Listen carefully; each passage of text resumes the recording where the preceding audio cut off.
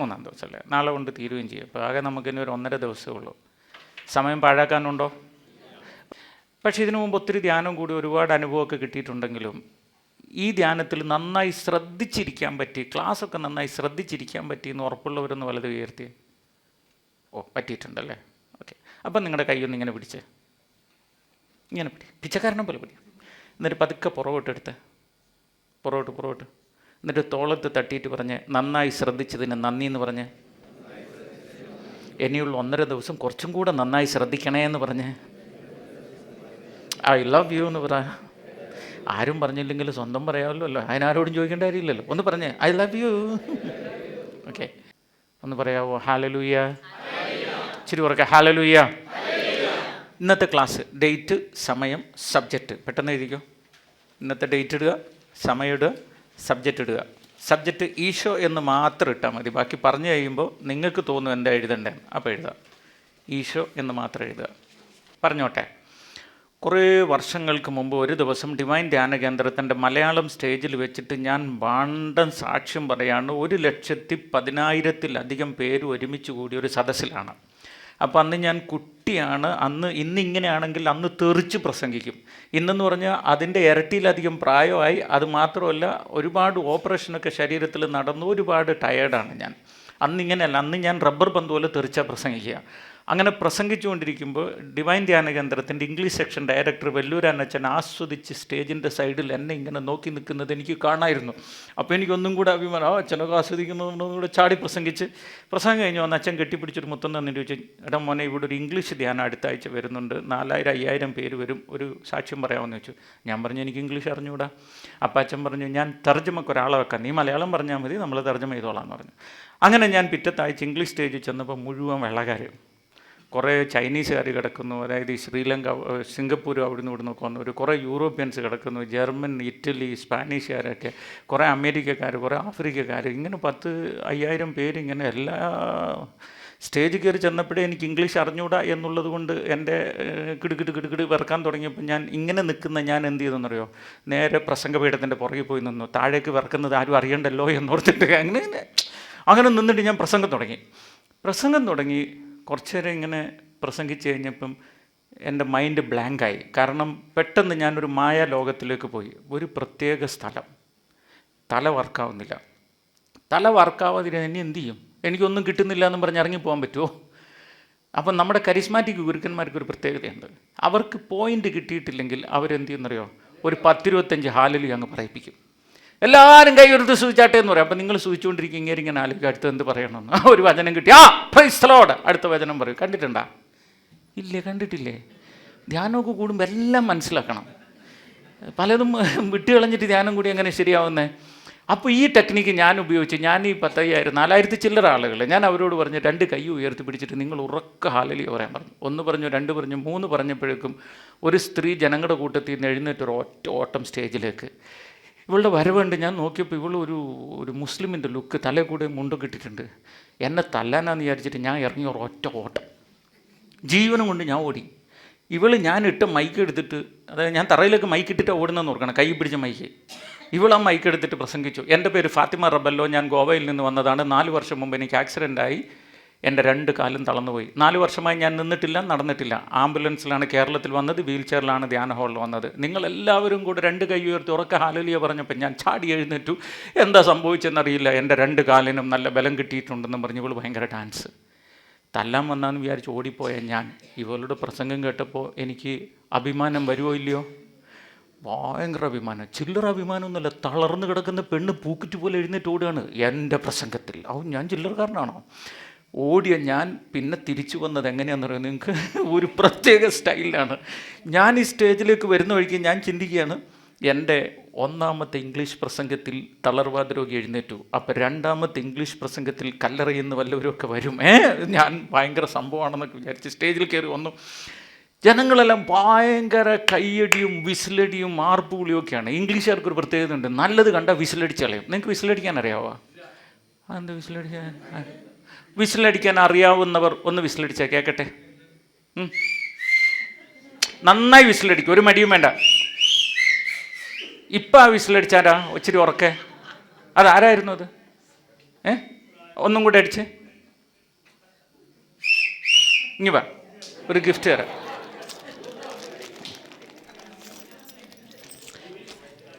ഇനി ആർക്കൊക്കെ വിസിലടിക്കാൻ പറ്റുമോ? ഇങ്ങേർക്കല്ലേ ഇന്നലെയും കിട്ടിയത്.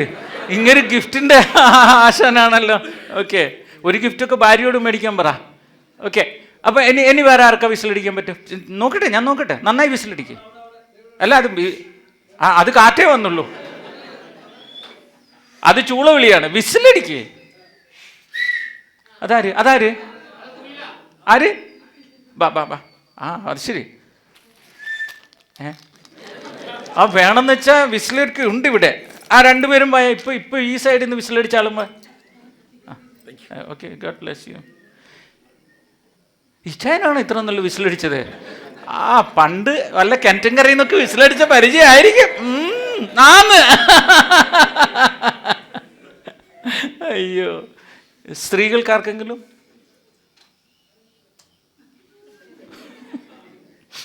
ഓക്കെ, ഞാനൊരു ഹലോ പറയും. ഇച്ചിരി ഉറക്കെ ഹായ് പറയണേ. ഹലോ. അപ്പം നടന്ന കാര്യം കേൾക്കണം നിങ്ങൾക്ക്. ഞാൻ സ്റ്റേജിൽ വന്ന് ഇവർ വിസിലടിച്ച് എന്നെ സ്വീകരിച്ചു. ഞാൻ സ്റ്റേജിൽ ചെന്നിട്ട് ഞാൻ നോക്കിയപ്പോൾ എനിക്ക് ബൈബിളൊന്നും അറിയാൻ മേല. തുടർന്ന് പ്രസംഗിക്കാം. ഞാൻ ഖുർആൻ പ്രസംഗിക്കാൻ തീരുമാനിച്ചു. അങ്ങനെ ഖുർആനിൽ നിന്നൊരു ആയത്ത് വായിച്ചു. وَأُبْرِئُ الْأَكْمَحَ وَالْأَبْرَصَ وَأُحْيِي الْمَوْتَى بِإِذْنِ اللَّهِ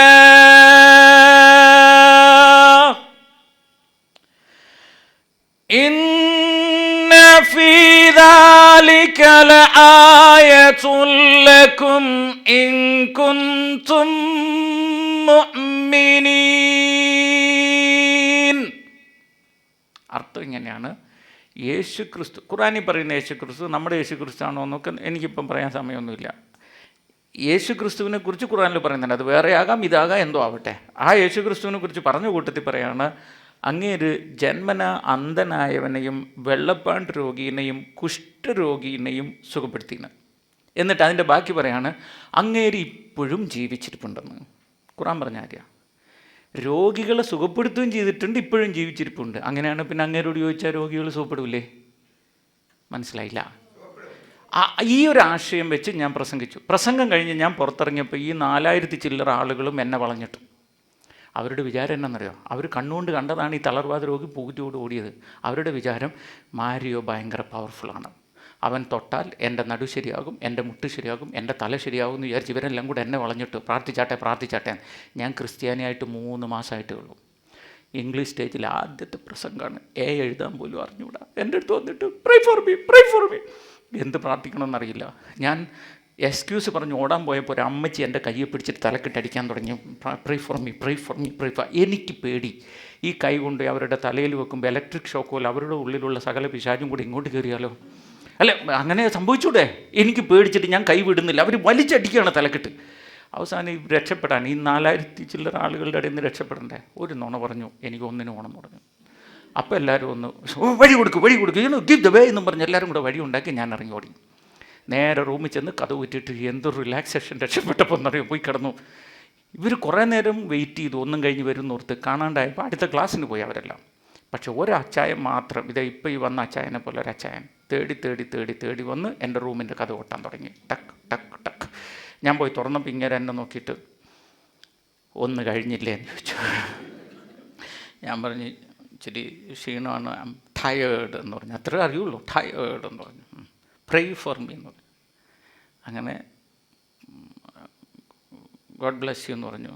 അത് പോരാന്ന് പുള്ളിക്ക്. ദാറ്റ്സ് നോട്ട് ഇനഫ് പോരാ. ഞാൻ ചോദിച്ചത് കൗൺസിൽ വേണമെന്ന്. എനിക്ക് സാധനം എന്താണെന്നറിയാവോ? ഞാൻ കൗൺസിലിംഗ് കൊടുത്തിട്ടുണ്ടോ? പക്ഷേ അയാളോട് ഐ ഡോണ്ട് നോ കൗൺസിലിംഗ് എന്ന് പറഞ്ഞാൽ ഷെയിമല്ലേ, നാണക്കേടാണോ? അപ്പോൾ ഞാൻ വിചാരിച്ച് കൗൺസിലിംഗ് കൊടുത്തേക്കാം. ഒരു ചെയറിൽ ഞാനിരുന്നു, വേറൊരു ചെയർ അങ്ങേർക്കും കൊടുത്തു. തർജ്ജമ ചെയ്യാൻ ഒരാളെ അറേഞ്ച് ചെയ്തു. എന്നിട്ട് അയാളോട് അയാളുടെ വിഷമം പറഞ്ഞോളാൻ പറഞ്ഞു. അയാൾ പൊട്ടിക്കരഞ്ഞ് വിഷമം പറയാൻ തുടങ്ങി. അയാളുടെ അപ്പൻ അങ്ങനെ, അമ്മ ഇങ്ങനെ, ഭാര്യ ഇങ്ങനെ, മക്കളിങ്ങനെ. ഇയാളുടെ വിഷമങ്ങളെല്ലാം കേട്ടപ്പോൾ നിങ്ങൾ കേട്ടാൽ നിങ്ങൾ കരയും. ഞാനിരുന്ന് കരയാൻ തുടങ്ങി അയാളുടെ വിഷമം കേട്ടിട്ട്. കുറേ കഴിഞ്ഞ് അയാൾ കരച്ചിലൊക്കെ നിർത്തി കണ്ണൊക്കെ തുടച്ച് നോക്കിയപ്പോൾ ഞാൻ ഭയങ്കര കരച്ചിൽ. അയാൾക്ക് സങ്കടം തോന്നിയിട്ട് അയാൾ പതുക്കെ എഴുന്നേറ്റ് എൻ്റെ അടുത്ത് വന്നിട്ട് തലയെ തടവിയിട്ട് എന്നോട് പറയാം, സാരമില്ല ബ്രദർ വിഷമിക്കണ്ട, ഞാൻ ബ്രദറിന് വേണ്ടി പ്രാർത്ഥിച്ചോളാം. എൻ്റെ ആദ്യത്തെ കൗൺസിലിംഗ് എക്സ്പീരിയൻസാണ്. ജോൺസൺ വല്ലതും മനസ്സിലായ? ദയവ് ചെയ്ത് നിങ്ങൾ എൻ്റെ അടുത്ത് കൗൺസിലിങ്ങിന് വരരുത്. വന്നാൽ നിങ്ങൾ കൗൺസിലർമാരായി മാറും. പിടികിട്ടിയില്ല. ഇതേ ആ മാഷ് ഒരിക്കൽ എൻ്റെ അടുത്ത് കൗൺസിലിങ്ങിന് വന്നതാണ്, മാഷും ടീച്ചറും. ഇപ്പം മാഷാരായി മാറി. അങ്ങനെയുള്ളൂ. നിങ്ങൾ വന്നോ, എനിക്ക് കുഴപ്പമൊന്നുമില്ല. പക്ഷേ അവസാനം നിങ്ങൾ എനിക്ക് കൗൺസിലിംഗ് തന്ന് നിങ്ങൾ എക്സ്പേർട്ട് കൗൺസിലറായിട്ട് മാറും. ഒന്ന് പറയാവോ ഹല്ലേലൂയ? ഇച്ചിരി ഉറക്കെ പറയാവോ ഹല്ലേലൂയ? ഇച്ചിരി ഉറക്കെ ഹല്ലേലൂയ. ഒരു വെട്ടിക്കെട്ട് കൈയിടൊന്ന് പാസ്സാക്കിയിട്ട് ഓക്കെ. പക്ഷേ അന്ന് എനിക്കുണ്ടായൊരു വിഷമം എന്നാന്ന് വെച്ചാൽ, അന്ന് രാത്രി ഞാൻ ഉറങ്ങാൻ കിടന്നിട്ട് എനിക്ക് ഒട്ടും ഉറക്കം കിട്ടുന്നില്ല. കാരണം ഭയങ്കര നാണക്കേട്. അതിരാവിലെ ഞാൻ എഴുന്നേറ്റ് അൽത്താരക്കും സക്രാരിക്കും ഇടയിൽ മുട്ടുകാലിൽ നിന്നിട്ട് ഈശോയോട് പോയിട്ട് വെച്ചു, ഈശോ നീ എന്തിനാ എന്നെ നാണം കെടുത്തിയത്? നീ എൻ്റെ ദൈവമാണെങ്കിൽ, നീ എൻ്റെ രക്ഷകനാണെങ്കിൽ, എന്നെ നീയാണ് വിളിച്ചത്, എന്നെ ഈ ധ്യാനകേന്ദ്രത്തിൽ എത്തിച്ചത് നീയാണ്, എന്നെക്കൊണ്ട് ഈ 10,000 വെള്ളക്കാർക്ക് വേണ്ടി പ്രസംഗിപ്പിച്ചത് നീയാണെങ്കിൽ, ആ രോഗികൾ ഒന്ന് പറയുമ്പോൾ അവരെ പ്രാർത്ഥിച്ച് സുഖപ്പെടുത്താൻ നല്ല ശക്തി തരണ്ടെന്ന് ചോദിച്ചു. അപ്പോൾ ഈശോ എൻ്റെ ഉള്ളിൽ എൻ്റെ അടുത്ത് പറഞ്ഞു, നിനക്ക് ഞാൻ ഒരു ശക്തിയും തന്നിട്ടില്ല. പൊട്ടിക്കരഞ്ഞ് ഞാൻ ചോദിച്ചു, ഈശോ നീ എനിക്കൊരു ശക്തിയും തന്നില്ലെങ്കിൽ ഫാത്തിമ റബല്ലോ എന്ന തളർന്ന് കിടന്ന പെണ്ണ് പൂക്കുറ്റി പോലെ എഴുന്നേറ്റ് ഓടിയത് എന്തുകൊണ്ടാണ്? അപ്പോൾ ഈശോയുടെ ചോദ്യം, മോനെ, ആ 5000-ഓളം വരുന്ന ജനങ്ങളുടെ ഇടയിൽ ഫാത്തിമ എന്നൊരു പെണ്ണുള്ള അറിയായിരുന്നോ? ഇല്ല. അവൾ തളർവാദ രോഗിയാണെന്നറിയായിരുന്നോ? ഇല്ല. അവൾ കോപക്കാരിയാണെന്നറിയായിരുന്നോ? ഇല്ല. അവൾക്ക് വേണ്ടി നീ പ്രാർത്ഥിച്ചായിരുന്നോ? ഇല്ല. പിന്നെ നീ എങ്ങനെ സുഖപ്പെടുത്തി? അപ്പോഴേ ഞാൻ ആലോചിച്ചു, ശരിയാണല്ലോ, അങ്ങനെ ഒരു പെണ്ണുള്ളത് പോലും എനിക്കറിയില്ല, പിന്നെ ഞാനെങ്ങനെ സുഖപ്പെടുത്തി എന്ന് പറയും. ഞാൻ എന്നെ ഒന്ന് എളിമപ്പെടുത്തി ഈശോയോട് ചോദിച്ചു, ഈശോ അപ്പോൾ എന്താ ശരിക്കും സംഭവിച്ചേ? അത് പറ, എന്താ സംഭവിച്ചേ? അപ്പോൾ എൻ്റെ പൊന്നു തമ്പുരാൻ പറഞ്ഞൊരു മറുപടിയാണ്, നീ ആ സ്റ്റേജിൽ പോയി വാ തുറന്ന് പ്രസംഗിച്ചത് എൻ്റെ വചനമാണ്. ആ വചനമാണ് അവളെ സ്പർശിച്ചതും സുഖപ്പെടുത്തിയതും. ഒരു കയ്യടി കൊടുക്കുക എല്ലാവരും കൂടെ. നീ വാ തുറന്ന് പറഞ്ഞത് എൻ്റെ വചനം, അവളെ സുഖപ്പെടുത്തിയത് എൻ്റെ വചനമാണ്. കാര്യം വചനത്തിനൊരു പ്രത്യേകത ഉണ്ട്. ഈ പ്രപഞ്ചം മുഴുവനും സൃഷ്ടിച്ചത് ആരാണ്?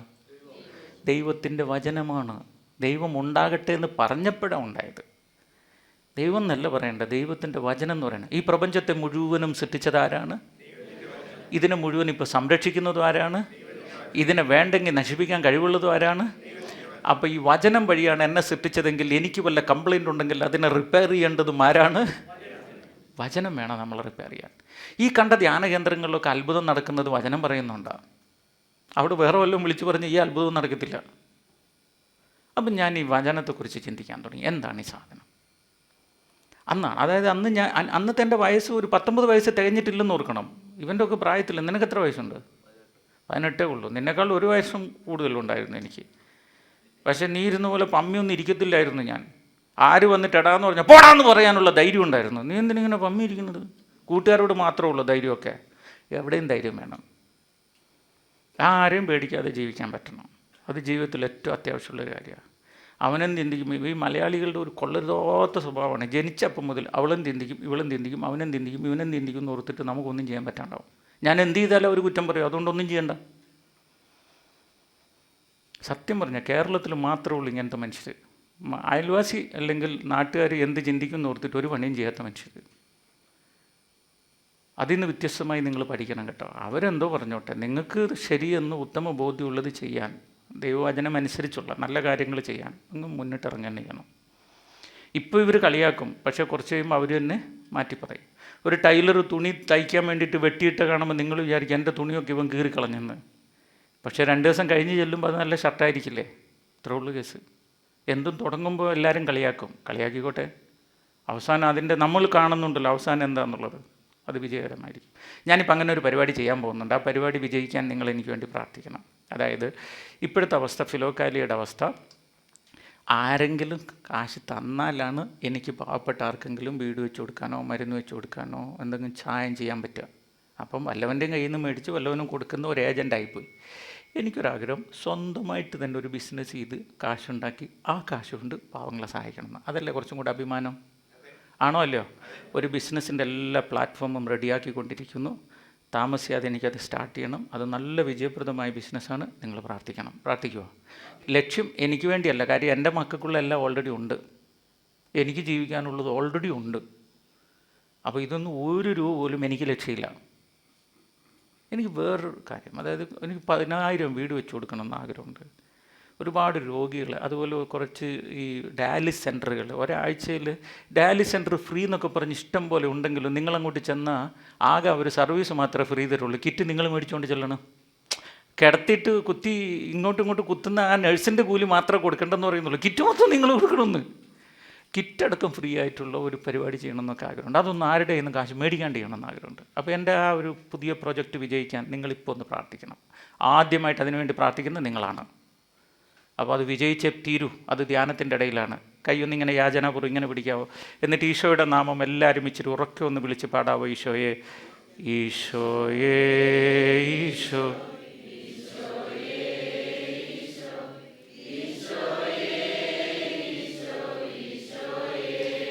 ഈ പ്രൊജക്റ്റിൻ്റെ ആദ്യ പടിയായിട്ട് തിരുവനന്തപുരം മുതൽ കാസർഗോഡ് വരെയുള്ള 14 ജില്ലകളിൽ ഓരോ ജില്ലയിലും 10 വീടുകൾ, സ്ഥലം പോലും ഇല്ലാത്ത ആളുകൾക്ക് 10 വീടുകൾ ഒരു ജില്ലയിൽ വെച്ചിട്ട് 14 ജില്ലയിൽ 140 വീടുകൾ പണിതു കൊടുക്കലാണ് ഇതിൻ്റെ ആദ്യത്തെ ലക്ഷ്യം.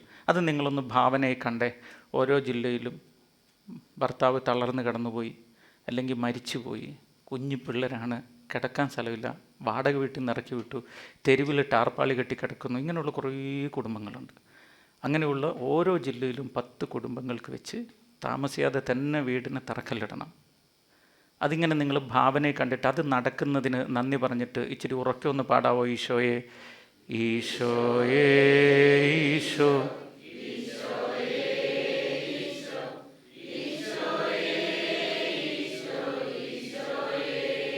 ഒരിക്കൽ കൂടി ഇച്ചിരി ഉറക്കെ പാടാവോ?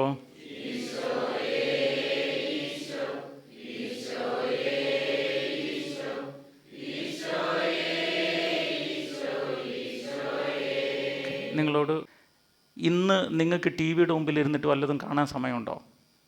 ഉണ്ടോ? വാട്സപ്പിൽ വരുന്നതും ഫേസ്ബുക്കിൽ വരുന്നതും ഇൻസ്റ്റഗ്രാമിൽ വരുന്നതും മൊബൈലിൽ കാണുക എന്നല്ലാതെ വേറെ എന്തിനെങ്കിലും നിങ്ങൾക്ക് സമയമുണ്ടോ? ഈ വാട്സപ്പിലും മൊബൈലിൽ ഇടുന്ന വീഡിയോയ്ക്ക് കയ്യിലൊരു മൊബൈൽ പോരെ? നിങ്ങൾക്ക് കാര്യം മനസ്സിലായില്ല. കയ്യിൽ എനിക്ക് ചാനലുണ്ട്. ഇപ്പോഴാണ് ഒരു ഇത് ഈ മറ്റേ കല്യാണ ആൽബത്തിന് പിടിക്കുന്നൊരു ക്യാമറയാണ്. ഇതും ഇല്ലായിരുന്നു. ഞാൻ വെറും മൊബൈലിൽ തന്നെയായിരുന്നു പരിപാടി. അങ്ങേ അറ്റം പോയി ഇങ്ങനെ ഒരു സാധനം വേണം. അതല്ലേ വേണ്ടു. ആണോ അല്ലയോ? യൂട്യൂബും ഫേസ്ബുക്കും അല്ലേ ഇപ്പോൾ മൊത്തം. ചിന്തിക്കാൻ വേണ്ടി പറഞ്ഞാൽ, നിങ്ങൾ ചിന്തിക്കാൻ വേണ്ടി പറഞ്ഞാൽ, ഞാൻ കുറ്റം പറഞ്ഞിട്ടില്ല. നിങ്ങൾ വെടക്കാക്കരുത് കേട്ടോ. അതിന് ഞാൻ ഒന്നും പറഞ്ഞില്ല കൂട്ടുകാരാ. ഞാൻ അതിനെ ഒന്നും പറഞ്ഞില്ല. അത് വേണ്ടെന്നോ വേണമെന്നോ ഞാൻ ഇപ്പോഴും പറഞ്ഞില്ല. പറഞ്ഞോ? ഞാൻ പറഞ്ഞത് കാശ് കുറച്ചും കൂടെ കൊടുക്കുന്ന ആളുകൾക്ക് വേണ്ടതുപോലെ ഉപയോഗിച്ചുകൂടെ എന്നാണ് ചോദിച്ചത്. അതിന് തെറ്റുണ്ടോ? That's all. കാരണം സ്റ്റാർട്ടിങ് കാലത്ത്, അന്നത്തെ കാലത്ത് യൂട്യൂബ് ഇത്രയില്ല, ഫേസ്ബുക്ക് ഇത്രയില്ല, ഇൻസ്റ്റഗ്രാം ഇത്രയില്ല. അപ്പോൾ ചാനൽ ആവശ്യമായിരുന്നു. ഇനി അത് ആവശ്യമുണ്ടോ എന്നാണ് ചോദ്യം. ഏത് ചാനലായാലും. നിങ്ങൾ ഏഷ്യാനെറ്റ് പോലും ഇപ്പം എവിടെ ഇരുന്നാണ് കാണുന്നത്? ബിഗ് ബോസ് കാണുന്ന പോലും മൊബൈലിൽ ഇരുന്നിട്ടല്ല ഇപ്പോഴത്തെ ഗതി. ആണോ അല്ലയോ? അതിനെന്തിനാണ് ഇത്രയും കാശ് മുടക്കേണ്ടി വരുന്നതെന്ന് എനിക്ക് മനസ്സിലാവാത്ത. ഞാൻ ചോദ്യം, ഇവൻ്റെ പ്രായത്തിൽ എൻ്റെ കയ്യിലുണ്ടായിരുന്ന വാക്ക്മാൻ ആയിരുന്നു. ഒന്നുറക്കെ പറഞ്ഞാൽ എന്തായിരുന്നു? ഇപ്പം ആരെങ്കിലും ആ സാധനം പോക്കറ്റിലിട്ട് നടക്കുന്ന കാണിച്ചു തരുമോ? അത് സമയം കഴിഞ്ഞു. അത് കഴിഞ്ഞിട്ട് ഞാൻ അവൻ്റെ പ്രായമായപ്പോഴേക്ക് എൻ്റെ കയ്യിലുണ്ടായിരുന്നത് CD റെക്കോർഡറായിരുന്നു. ഈ റൗണ്ടിലുള്ള സാധനം. ഇപ്പോൾ എവിടെയെങ്കിലും ആ സാധനം ഉണ്ടാ? അതിൻ്റെ കാലം കഴിഞ്ഞ്. ഇപ്പം നമ്മുടെ കയ്യിൽ മൊബൈലാണ്. ഒന്ന് പറഞ്ഞ് ഇപ്പം നമ്മുടെ കയ്യിൽ ആരാണ്? നിങ്ങൾക്കൊരു കാര്യം കേൾക്കണം. ഇന്നലെ ഞാനൊരു വീഡിയോ കണ്ടു. മൊബൈലിൻ്റെ സമയം കഴിഞ്ഞു. കാരണം ഒരു ചെറിയ പേന പോക്കറ്റ് കുത്തുന്ന AI പേന എന്ന് പറയും. ആ പേനക്കകത്താണ് ഇനി എല്ലാം. ഇവൻ എൻ്റെ അടുത്ത് വന്നിട്ട് കൊങ്കണിയിൽ അതാ കൊങ്കണല്ലേ തലത്തും സംഘ എന്നവൻ ചോദിച്ചാൽ എൻ്റെ പെണ്ണ് ഇവിടെ കിടന്നിട്ട് മലയാളത്തിൽ പറയും. ഞാൻ കൊങ്കണി പറഞ്ഞാൽ തനിക്ക് വല്ലതും മനസ്സിലാകുമെന്നാണ് അവൻ ചോദിച്ചതെന്ന്.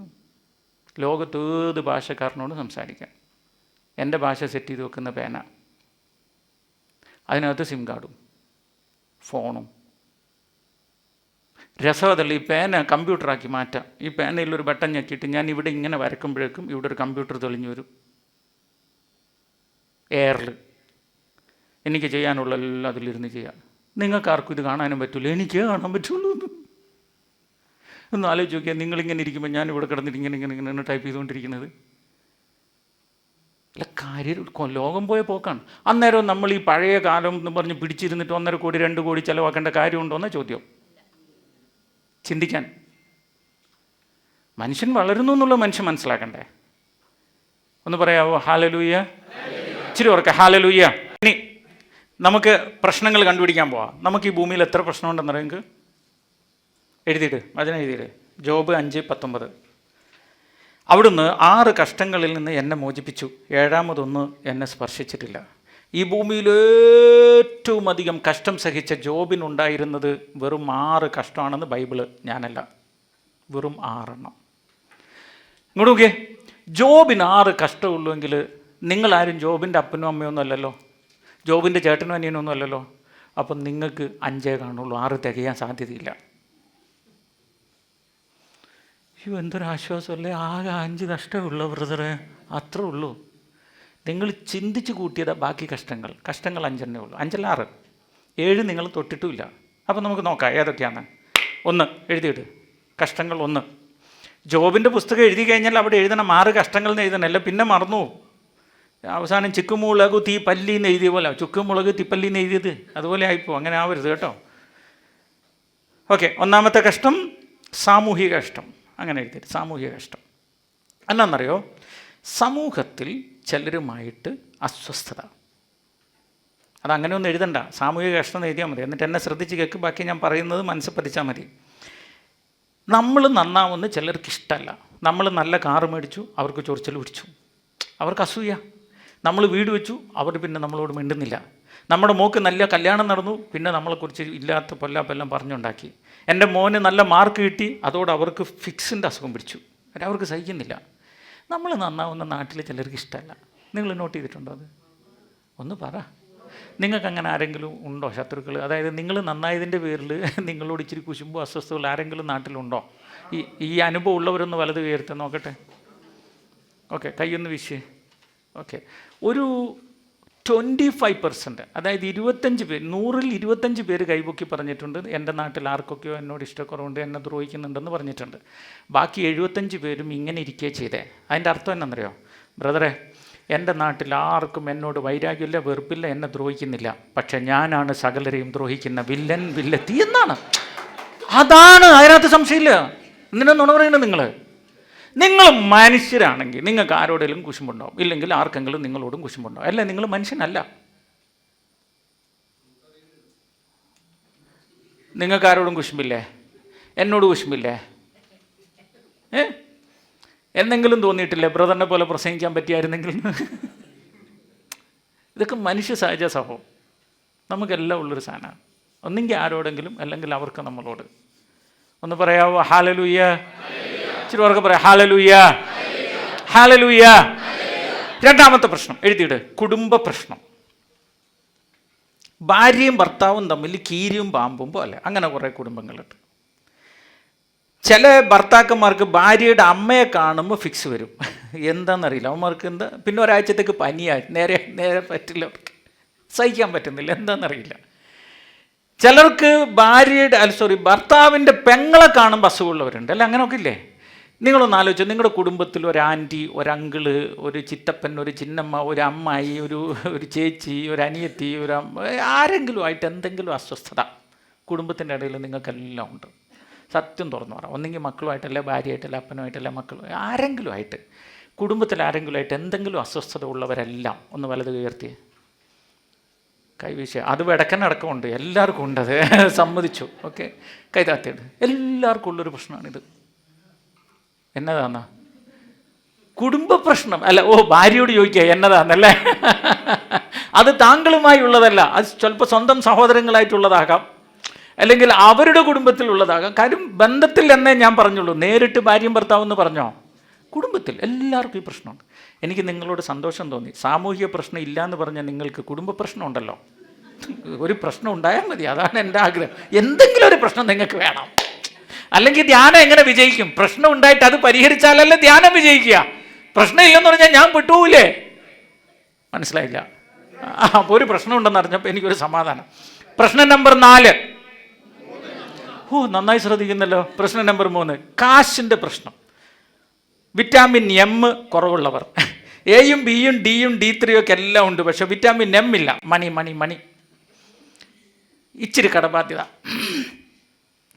ഒരുപാട് പണിയെടുക്കുന്നുണ്ട്, പക്ഷേ സേവിങ് ഒന്നുമില്ല, എന്നും ദാരിദ്ര്യം. സ്വന്തമായി ഒരു വീട് വെക്കാൻ പറ്റുന്നില്ല, ഒരു വണ്ടി മേടിക്കാൻ പറ്റുന്നില്ല, വീട് വെച്ചാലും അതിന് കുറേ ലോണാണ്, വണ്ടി മേടിച്ചാലും കുറേ ലോണാണ്, അത് ഓർത്തിട്ട് ആകെ ആദ്യമാണ് ഇച്ചിരി കാശിന് പ്രശ്നം.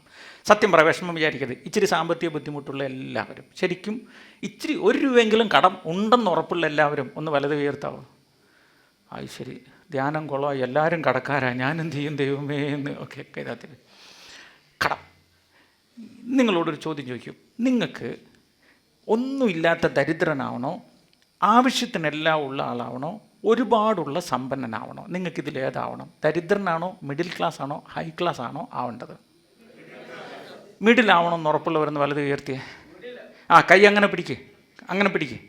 ഓക്കെ, നല്ല ദൈവമേ, ഇവന്മാർ മുഴുവൻ സ്വാർത്ഥരായതുകൊണ്ട് അവർക്ക് ആവശ്യമുള്ളത് ഒരിക്കലും അങ്ങ് കൊടുക്കരുത്. ഞാൻ പ്രാർത്ഥിച്ചിട്ടുണ്ട്, നിങ്ങൾക്ക് ഈ സാധനം കിട്ടാൻ പോകണമില്ല. കാരണം നിങ്ങൾ മിഡിൽ ആവണമെന്ന് പറഞ്ഞാൽ സ്വന്തം കാര്യം മതി എന്ന് ചിന്തിക്കുന്നവരാണ്, മറ്റുള്ളവരെ സഹായിക്കാനുള്ള മനസ്സ് നിങ്ങൾക്കില്ല. ഹൈ ക്ലാസ്സിലായാലല്ലേ കുറച്ച് ആരെങ്കിലും സഹായിക്കാൻ പറ്റുള്ളൂ. ഒറ്റ ചോദ്യം, ഈശോ 5000 പേർക്ക് മീനും അപ്പമൊക്കെ കൊടുത്തത് ബൈബിൾ വായിച്ചിട്ടില്ലേ? ബാക്കി എത്ര കൊട്ടയുണ്ടായിരുന്നു? 5000 പേര് തിന്നുമ്പോൾ അങ്ങ് തീർന്നാൽ പോരെ, ബാക്കി എന്തിനാ കൊടുത്തത്? കൂടുതൽ എന്തിനാ കൊടുത്തതെന്ന് പിന്നെ വരുന്ന പട്ടിണിക്കാർക്ക് ഷെയർ ചെയ്യാനല്ലേ. ഞാൻ ഒരു കാര്യം പറയട്ടെ, നിങ്ങളെപ്പോലെ നല്ല മനസ്സുള്ളവരുടെ കയ്യിൽ കുറച്ച് കൂടുതൽ കാശുണ്ടായാൽ ഭൂമിക്ക് കൂടുതൽ ഗുണം കിട്ടുമോ ഇല്ലയോ? പിന്നെ നിങ്ങൾ പറയുന്ന ഹൈ ക്ലാസ് ആവേണ്ട മുഴുവൻ കള്ളന്മാരും കൊള്ളക്കാരും, നല്ല മനുഷ്യരെല്ലാം മിഡിൽ ക്ലാസ്സിൽ സ്വന്തം കാര്യം ചിന്താവാ എന്നും പറഞ്ഞ് ജീവിക്കണമെന്നാ എൻ്റെ ആഗ്രഹം. നിങ്ങൾ സമ്പന്നരാവണമെന്നാ. സത്യമായിട്ടും നിങ്ങൾ ഭയങ്കര സമ്പന്നരായിട്ട് ഇനി എവിടെയെങ്കിലും വെച്ച് എന്നെ കാണുമ്പം ഇവനൊക്കെ വന്ന് പറയണം, ആൽവിനൊക്കെ, ബ്രദറെ 18 വയസ്സുള്ളപ്പോൾ ഞാൻ ക്ലാസ് കേട്ടെ, അന്നാണ് ഞാൻ സമ്പന്നനാണെന്ന് മനസ്സിലാക്കി. ഞാനൊരു ഇഡ്ഡലി കച്ചവടമാണ് തുടങ്ങിയത്. പക്ഷേ ബ്രദറിനൊരു കാര്യം അറിയോ, ഇപ്പോൾ 500 കോടിയാണ് വിറ്റുവരവ് വർഷത്തിൽ. എന്നിട്ട് എൻ്റെ അടുത്ത് വന്നിട്ട് പറയാം, എൻ്റെ CSR ഫണ്ട് ഒരു 4-5 കോടി ഉണ്ട്, അത് ബ്രദർ വെച്ച് കുറച്ച് പാവപ്പെട്ട് വീട് വെച്ച് കൊടുക്കുക. എന്തൊരു സന്തോഷമുള്ള. അല്ല നിങ്ങൾ പറ. അല്ല ഞാനങ്ങനെ പറഞ്ഞപ്പോൾ നിങ്ങളെന്തിനാ ചിരിക്കുന്നത്? എൻ്റെ പൊന്നു മോനെ, ഈ ഭൂമി ചെയ്യാവുന്ന ഏറ്റവും നല്ല കച്ചവടം എന്നാണെന്നറിയോ? മനുഷ്യൻ്റെ വിശപ്പടക്കുക എന്നുള്ളതാണ്. അതിൽ നല്ലത് കിട്ടിയാൽ എല്ലാം നന്നാവില്ല കുഞ്ഞെ. ഈ ഹോസ്പിറ്റലൊക്കെ ഉണ്ടാവാൻ കാരണം എന്നാണെന്നറിയോ? ഈ ടാങ്കിൽ മോശമായത് നിറച്ചത് കൊണ്ടല്ലേ. ഈ ടാങ്കിൽ നല്ലത് നിറച്ചാൽ ഹോസ്പിറ്റലുകാരുടെ പണി പോവില്ലേ? അല്ല, ആണോ അല്ലയോ? ഈ ഭൂമിയിലെ അടിസ്ഥാന പ്രശ്നം നിങ്ങൾക്കറിയോ? നിങ്ങളുടെ ചിന്തകൾ പോലും തെറ്റായി പോകുന്നത് എന്തുകൊണ്ടാണെന്നറിയോ? നിങ്ങളുടെ വയറ് ശരിയല്ലാത്തതുകൊണ്ടാണ്. നല്ല ആഹാരം ഇട്ട് കഴിഞ്ഞാൽ ചിന്ത കറക്റ്റായിരിക്കും. അറിയാം നിങ്ങൾക്ക്? നമ്മൾ എൻ്റെ പൊന്നു മോനെ, നിനക്കൊരു കാര്യം കേൾക്കണം, ഇവിടുന്ന് ഇവിടം വരെയാണ് ടേസ്റ്റ് എന്ന് പറഞ്ഞാൽ 1 ഇഞ്ച് അല്ല 2 ഇഞ്ച് ഗ്യാപ്പ്. അതിനു വേണ്ടിയാണ് ഈ കണ്ട സകല ഹോസ്പിറ്റലും, സകല രോഗവും, സകല ട്രീറ്റ്മെൻറ്റും, സകല വാക്സിനും, ഈ കണ്ട മുഴുവൻ മേഖലയും ഇതിനു വേണ്ടിയാണ് ഓർക്കണം. ആ ടേസ്റ്റ് അങ്ങോട്ട് മറന്നിട്ട് ആരോഗ്യത്തിന് വേണ്ടി മാത്രമുള്ളത് കഴിച്ചു നോക്ക്, ഭൂമി സ്വർഗ്ഗമായിരിക്കും.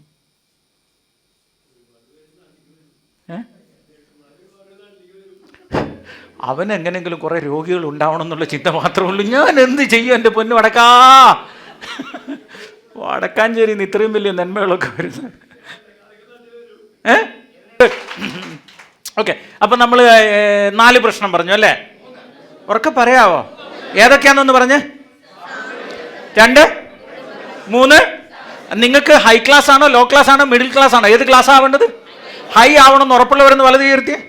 നിങ്ങളെ കുടിച്ച വെള്ളത്തിന് വിശ്വസിക്കരുത്. 5 മിനിറ്റ് മുമ്പ് നിങ്ങൾ മാർക്സിസ്റ്റ് ആയിരുന്നു, ഇപ്പോൾ കോൺഗ്രസ് ആയി. ഇനി 10 മിനിറ്റ് കഴിയുമ്പോൾ BJP ആവും. കാല് വാരാൻ നിങ്ങളെപ്പോലത്തെ മിടുക്കന്മാർ എൻ്റെ അമ്മോ എനിക്ക് വയ്യ. പക്ഷേ എന്തായാലും സത്യം പറയുമ്പോൾ അത് അംഗീകരിക്കുന്നുണ്ടല്ലോ, അത് മതി. അതിന് 4-മത്തത് ശാരീരിക രോഗമാണ്. തല മുതൽ ഉള്ളംകാലിൻ്റെ ഇടയിൽ ശരീരത്തിൽ എന്തെങ്കിലും അസുഖമുള്ളവർ നിങ്ങളുടെ കൂട്ടത്തിലുണ്ട്.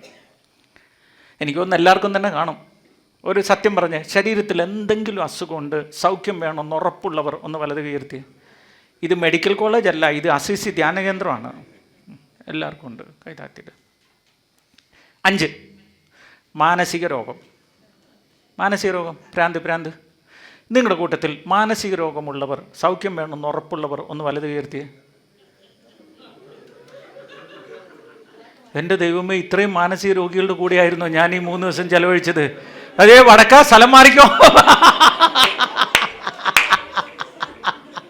അവൻ ഓടി രക്ഷപ്പെട്ടു.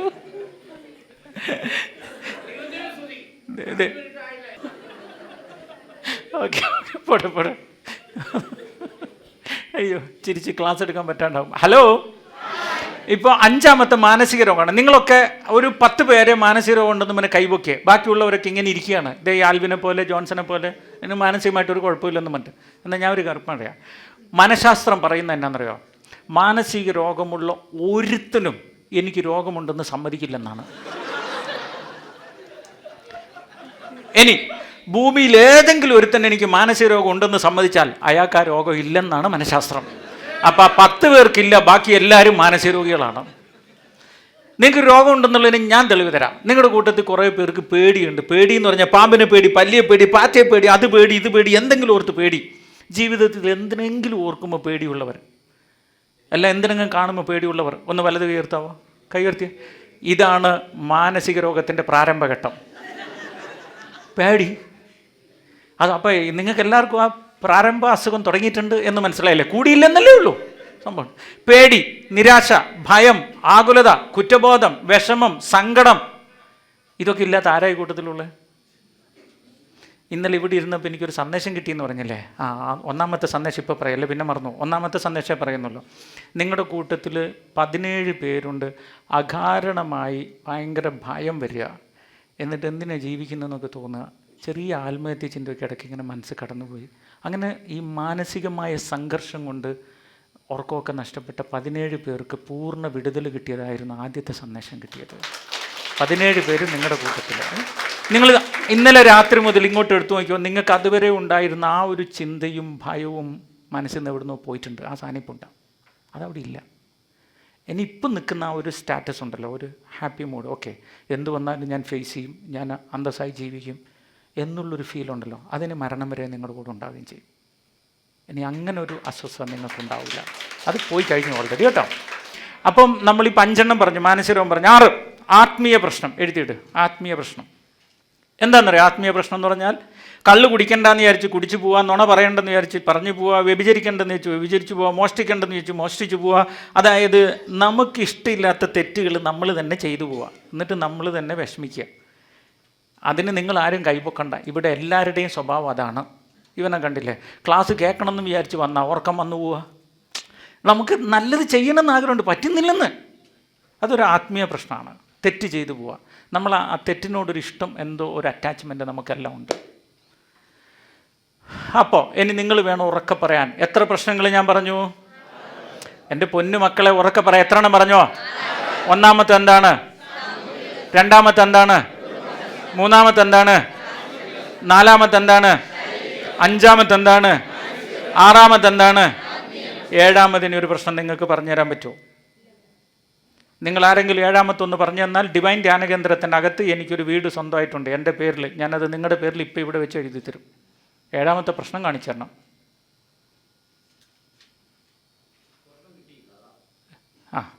അല്ലേ, ഞാൻ 7ാമത്തെ ചോദിച്ചത്. 7ാമത്തെ പറ. അല്ല, നിങ്ങളുടെയൊക്കെ ഇരിപ്പ് കണ്ടു കഴിഞ്ഞാൽ 1 കോടി പ്രശ്നമുള്ള പോലെ അല്ലേ ഇരിക്കുന്നേ. 7ാമത്തത് പറയാൻ. ആത്മീയം, ആത്മാവ് പോയി. ലോകത്തിൽ ഏത് പ്രശ്നം എടുത്താലും ഈ 6ൽ ഒന്നായിരിക്കും. അതിൽ പെടാത്ത പ്രശ്നമില്ല. സോഷ്യൽ പ്രശ്നം, സാമൂഹിക പ്രശ്നം, സമൂഹത്തിൽ കിടക്കുന്ന പ്രശ്നമല്ല അതൊക്കെ. എടുക്ക്, ആലോചിച്ചെടുക്ക്. അങ്ങനെ തർക്കിച്ചുകൊണ്ടിരിക്കുകയാണ് ഡിവൈൻ ധ്യാനേന്ദ്രത്തിലെ വീട് സ്വന്തമാക്കാൻ. നടക്കില്ല. കാരണം ഞാനിതിൻ്റെ പുറകെ കുറേ നടന്നു. എന്നെ അത് സ്വാധീനിച്ച ജോബ് 5:19 അവിടുന്ന് എന്നെ 6 കഷ്ടങ്ങളിൽ നിന്ന് മോചിപ്പിച്ചു, 7 എന്നെ തൊട്ടില്ലെന്ന്. ലോകത്ത് ഏറ്റവും കഷ്ടപ്പെട്ടവൻ ജോബാണ്, മനുഷ്യനെന്ന നിലയിൽ. ദൈവമെന്ന നിലയിൽ ഈശോയാണ്. പക്ഷെ മനുഷ്യനെന്ന നിലയിൽ ജോബിനേക്കാളും കഷ്ടപ്പെട്ട വേറൊരാളില്ല. എന്നിട്ട് അയാൾ പറയുകയാണ് എൻ്റെ 6 കഷ്ടത്തിൽ നിന്ന് ദൈവം മോചിപ്പിച്ചു, 7 എന്നെ തൊട്ടില്ല. അപ്പം ഞാൻ വിചാരിച്ചു ബൈബിൾ നുണ പറയില്ലല്ലോ. ആത്മീയ പ്രശ്നം, 6ാമത്തെ പ്രശ്നമല്ല ആത്മീയ പ്രശ്നം, ദൈവത്തെ തള്ളുന്നത്. എന്തോ 7 നിന്നെ തൊടൂല എന്ന് പറഞ്ഞതിൻ്റെ അർത്ഥം 7 ഉണ്ടെന്നാണ്. അതെന്താണെന്നറിയോ? ഭൂകമ്പം, കത്രീന, സുനാമി, പ്രകൃതിക്ഷോഭമാണ് ജോബ് ഉദ്ദേശിച്ചത്. അത് നിങ്ങളെ തൊടൂലെന്ന് പറഞ്ഞാൽ നിങ്ങൾ പ്രകൃതി ലോല പ്രദേശത്തായിരിക്കില്ല, നല്ല സ്ഥലത്തായിരിക്കും എന്ന് സാരം. നിങ്ങൾ ഫ്ലഡിൽ മരിക്കൂല, നിങ്ങൾ ഇടിമിന്നലിൽ മരിക്കൂല എന്നൊക്കെയാണ് പറഞ്ഞതിൻ്റെ അർത്ഥം. അത് പുള്ളീനെ തൊട്ടിട്ടില്ല. കാര്യം പുള്ളി ഇടിമിന്നലിൽ മരിച്ച ആളല്ല, പുള്ളി ഭൂകമ്പത്തിൽ കയ്യും കാലും പൊട്ടിയ ആളല്ല. 7 ഉണ്ട്, പക്ഷെ അത് നിങ്ങളെ തൊടൂല. ഈ ബൈബിൾ വായിക്കുമ്പോൾ വായിച്ചു പോരുത്, നമ്മൾ അവിടെ ഇരുന്ന് ചിന്തിക്കണം എന്താ ഉദ്ദേശിച്ചത്. അങ്ങനെ ചിന്തിച്ചുകൊണ്ടാണ് സ്വർഗസ്ഥനായ പിതാവിന് അങ്ങനെയൊക്കെ ഒരു അർത്ഥമൊക്കെ അത് തുടങ്ങിയിട്ടേ ഉള്ളൂ, തീർന്നിട്ടില്ല പറഞ്ഞു തരാൻ പറ്റിയത്. ഇപ്പോൾ ഈ ജോബിൻ്റെ ഇത് വായിച്ച് നിങ്ങൾ എത്ര പ്രാവശ്യം വായിച്ചു കാണും, പക്ഷേ ചിന്തിച്ചോ അങ്ങനെ? അതാണ് പ്രശ്നം, ചിന്തിക്കണം. ഒന്ന് പറയാവോ ഹല്ലേലൂയ? ഇനിയത്തെ ചോദ്യം, ഈ 6 പ്രശ്നങ്ങൾ എന്തുകൊണ്ടുണ്ടായി? ശ്രദ്ധിച്ച് കേട്ടോണേ, 6 പ്രശ്നങ്ങൾ എന്തുകൊണ്ടുണ്ടായി? എന്തുകൊണ്ടാണ് മനുഷ്യന് ഈ 6 പ്രശ്നങ്ങൾ ഉണ്ടായത് എന്നതിനെക്കുറിച്ച് ചിന്തിക്കാനും അതിന് പരിഹാരം കൊടുക്കാനും ആലോചിച്ച കുറേ മഹാന്മാർ ഭൂമിയിൽ വന്നു. അവരുടെ റിസർച്ചേഴ്സ് എന്ന് നമുക്ക് വേണമെങ്കിൽ പറയാം, സയൻറ്റിസ്റ്റുകൾ എന്ന് പറയാം. അവരുടെ പേരാണ് ഗൗതം ബുദ്ധ, മഹാവീര, ഗുരുനാനാക്ക്, ഷിരിഡി ബാബ, കാളി, മുരുക, ബസ്വന, വാമന, അയ്യപ്പ, അല്ലാ, മുഹമ്മദ്, ഇങ്ങനെ കുറേ പേര്. ഇവർ പ്രപഞ്ചത്തിൽ വന്നിട്ട് മനുഷ്യൻ എന്തുകൊണ്ടാണ് കഷ്ടങ്ങൾ, മനുഷ്യനെ കഷ്ടങ്ങളിൽ നിന്ന് എങ്ങനെ രക്ഷിക്കണമെന്ന് പഠിച്ച് ഇവർക്ക് മനസ്സിലായ കാര്യങ്ങളൊക്കെ ഇവരുടെ തീസിസ് ഗ്രന്ഥങ്ങൾ എഴുതി വെച്ചു. അങ്ങനെ അവർ എഴുതി വെച്ച ഗ്രന്ഥങ്ങളുടെ പേരാണ് ഋഗ്വേദം, യജുർവേദം, സാമവേദം, അഥർവണവേദം, പുരാണങ്ങൾ, ഇതിഹാസങ്ങൾ, തൽമൂദ്, ഉപാംഗം, ത്രിപിതകം, ആഭിധമപിതകം, ഉപനിഷത്ത്, ബൈബിള്. ഇങ്ങനെ ലോകത്തിലുള്ള സകല മതഗ്രന്ഥങ്ങളും എഴുതിയത് മനുഷ്യ നിനക്ക് എന്തുകൊണ്ടാണ് കഷ്ടങ്ങൾ, രക്ഷപ്പെടാൻ നീ എന്ത് ചെയ്യണമെന്ന് പഠിപ്പിക്കാനാണ്. അതുകൊണ്ട് 5 നേരം ബാങ്ക് വിളിക്കുന്ന മുസൽമാന്റെ മസ്ജിദിൽ ചെല്ലുമ്പോൾ ഇമാമിന്റെ പ്രസംഗം നിങ്ങൾക്ക് എന്തുകൊണ്ടാണ് കഷ്ടം, രക്ഷപ്പെടാൻ എന്ത് ചെയ്യണമെന്നാണ്. ബെല്ലടിച്ചുകൊണ്ടിരിക്കുന്ന ക്രിസ്തീയ ദേവാലയത്തിൽ ചെന്ന അച്ഛൻ്റെയും പുരോഹിതന്റെയും പാസ്റ്ററുടെയും പ്രസംഗം നിനക്ക് എന്തുകൊണ്ടാണ് കഷ്ടം, രക്ഷപ്പെടാൻ എന്ത് ചെയ്യണമെന്നാണ്. കേരളത്തിൽ നല്ല ലോകത്ത് ഏത് ധ്യാന കേന്ദ്രത്തിൽ ചെന്നാലും ധ്യാനഗുരുവിന്റെ പ്രസംഗം രക്ഷകൻ ഇവിടെ ഉണ്ട്, നിങ്ങൾക്ക് കഷ്ടങ്ങൾ എന്തുകൊണ്ടാണ്, രക്ഷപ്പെടാൻ എന്ത് ചെയ്യണമെന്നാണ്. നിങ്ങളിനി പൂജ ചെയ്യുന്ന പൂജാരിയുടെ മുമ്പിൽ ചെന്നാൽ നിനക്ക് എന്തുകൊണ്ടാണ് കഷ്ടമെന്ന് പറഞ്ഞിട്ട് അതിന് പരിഹരിക്കാൻ വേണ്ടി എന്തൊക്കെ പൂജ ചെയ്യണമെന്ന് പഠിപ്പിക്കുന്നവരാണ് അവിടെ ഇരിക്കുന്നത്. ലോകത്തിലുള്ള സകല മതങ്ങളും ഉണ്ടാകാൻ ഒരേ ഒരു കാരണമേ ഉള്ളൂ, മനുഷ്യൻ എന്തുകൊണ്ടാണ് കഷ്ടങ്ങൾ, അതിനെന്താണ് പരിഹാരമെന്ന് പഠിപ്പിക്കാൻ. ഇത് മനസ്സിലാക്കിയ ഞാൻ ലോകത്തിലുള്ള ഹിന്ദുമതം, ജൈനമതം, ബുദ്ധമതം, സിഖ് മതം, Taoism, Confucianism, ഷിൻഡോയിസം, Zoroastrianism, Judaism, Christianity, ഇസ്ലാം, മാവോയിസം, ഇങ്ങനെ ലോകത്തിലുള്ള ചരിത്രത്തിലെ സകല മതങ്ങളെക്കുറിച്ചും പഠിച്ചപ്പോൾ എനിക്ക് മനസ്സിലായ ഒരു കാര്യം പറയട്ടെ. സത്യത്തിൽ മനുഷ്യന്റെ കഷ്ടങ്ങൾ എന്താണെന്നും അതെത്രയാണെന്നും അതിനുള്ള കാരണം എന്താണെന്നും അതിനുള്ള പരിഹാരം എന്താണെന്നും വ്യക്തമായി പഠിപ്പിച്ച ഒരേ ഒരു മതഗ്രന്ഥം അത് വിശുദ്ധ ബൈബിൾ മാത്രമാണ്. വേറെ ഒരു മതഗ്രന്ഥത്തിലും വ്യക്തതയോടെ ഉത്തരം ഞാൻ കണ്ടെത്തിയിട്ടില്ല. അതുകൊണ്ടാണ് സുലൈമാൻ ഇബ്ൻ അഹ്മദ് ദാരിമി എന്ന ഈ ചങ്ങായി ഇപ്പൊ മാരിയോ ജോസഫ് എന്ന ക്രിസ്ത്യാനിയായി നിൽക്കുന്നത്. വെറുതെ അല്ല, വിത്ത് എ റീസൺ. അതിനൊരു കാരണമുണ്ട്. അപ്പൊ നമുക്ക് നോക്കാം. ആദ്യം തന്നെ നമ്മൾ ഖുർആൻ എടുത്തു, മുസ്ലിങ്ങളുടെ. وَمَا خَلَقْتُ الْجِنَّ وَالْإِنسَ إِلَّا لِيَعْبُدُونَ أُولَئِكَ كَالْأَنْعَامِ بَلْ هُمْ أَضَلُّ. പ്രപഞ്ചത്തിലുള്ള സകലത്തെയും എന്നെ അനുസരിക്കാൻ വേണ്ടി ഞാൻ സൃഷ്ടിച്ചു, സകലതും എന്നെ അനുസരിക്കുന്നു. പ്രപഞ്ചത്തിൽ ഉന്നതമായി ഞാൻ സൃഷ്ടിച്ചത് മനുഷ്യനെയാണ്, എന്നെ ആരാധിക്കാനും അനുസരിക്കാനുമാണ്. പക്ഷേ അവൻ മാത്രം എന്നെ ധിക്കരിക്കുന്നു. അവൻ എന്നെ ധിക്കരിച്ചത് കൊണ്ട് പ്രപഞ്ചം മുഴുവനും മനുഷ്യനെതിരാണ്, മനുഷ്യൻ പ്രപഞ്ചത്തിനെതിരാണ്, അവൻ മൃഗത്തെക്കാൾ നീചനുമാണ്. ഞാൻ പറഞ്ഞല്ല, ഖുർആൻ പറഞ്ഞ. ലോകത്തിലുള്ള എല്ലാ സൃഷ്ടിയും ഞാൻ പറഞ്ഞ കേൾക്കുന്നുണ്ടെന്നല്ല, പക്ഷെ മനുഷ്യനോട് പറഞ്ഞാൽ ചെയ്യൂലെന്നല്ല. ശരിയല്ലേ? സൂര്യനോട് ദൈവം പറഞ്ഞു, ഡേയ് എന്തോ ദൈവമേ, കിഴക്കുതിച്ചിട്ട് പടിഞ്ഞാറ് അസ്തമിച്ചോണം കേട്ടാ. പറഞ്ഞ അന്ന് മുതൽ ഇന്ന് വരെ സൂര്യൻ കിഴക്കുതിച്ച് പടിഞ്ഞാറ് അസ്തമിക്കുന്നുണ്ടാ? എന്നാ ദൈവം ഒരുത്തനെ വിളിച്ചിട്ട്, ഡേ യോനാ, എന്തോ ദൈവമേ, നീ കിഴക്കുതിച്ചിട്ട് പടിഞ്ഞാറ് പോടാ. അപ്പൊ അവൻ, ഞാൻ പടിഞ്ഞാറ് ഉദിച്ചിട്ട് കിഴക്ക് പോയാൽ തനിക്കെന്നാ കുഴപ്പം? അങ്ങനെയല്ലേ ബൈബിളിലുള്ളത് യോനയുടെ കഥ? ആണോ അല്ലയോ? ഇവൻ തിരിച്ചുപോയി. അപ്പോഴേക്കും കടലാക്രമം ഉണ്ടായി, സുനാമി ഉണ്ടായി, ഭൂകമ്പം ഉണ്ടായി, കുടുംബക്കാർ ബഹളം വെച്ചു, നാട്ടുകാർ ബഹളം വെച്ചു, കപ്പലിലുള്ളവർ ബഹളം വെച്ചു. ഇവനെ വരിഞ്ഞു കെട്ടി കടലിലേക്ക് വലിച്ചെറിഞ്ഞെന്നല്ലേ ബൈബിളിൽ എഴുതിയേ. 6 പ്രശ്നങ്ങളും ഒറ്റയടിക്ക് ഇവൻ്റെ തലയിൽ വീണ്. ആരുടെ തലയിൽ? യോനയുടെ തലയിൽ. എപ്പോൾ? വലത്തോട്ട് പോകാൻ പറഞ്ഞ പെടത്തോട്ട് പോയത് കൊണ്ട്. ഇത്രേ ഉള്ളൂ മനുഷ്യൻ്റെ പ്രശ്നം.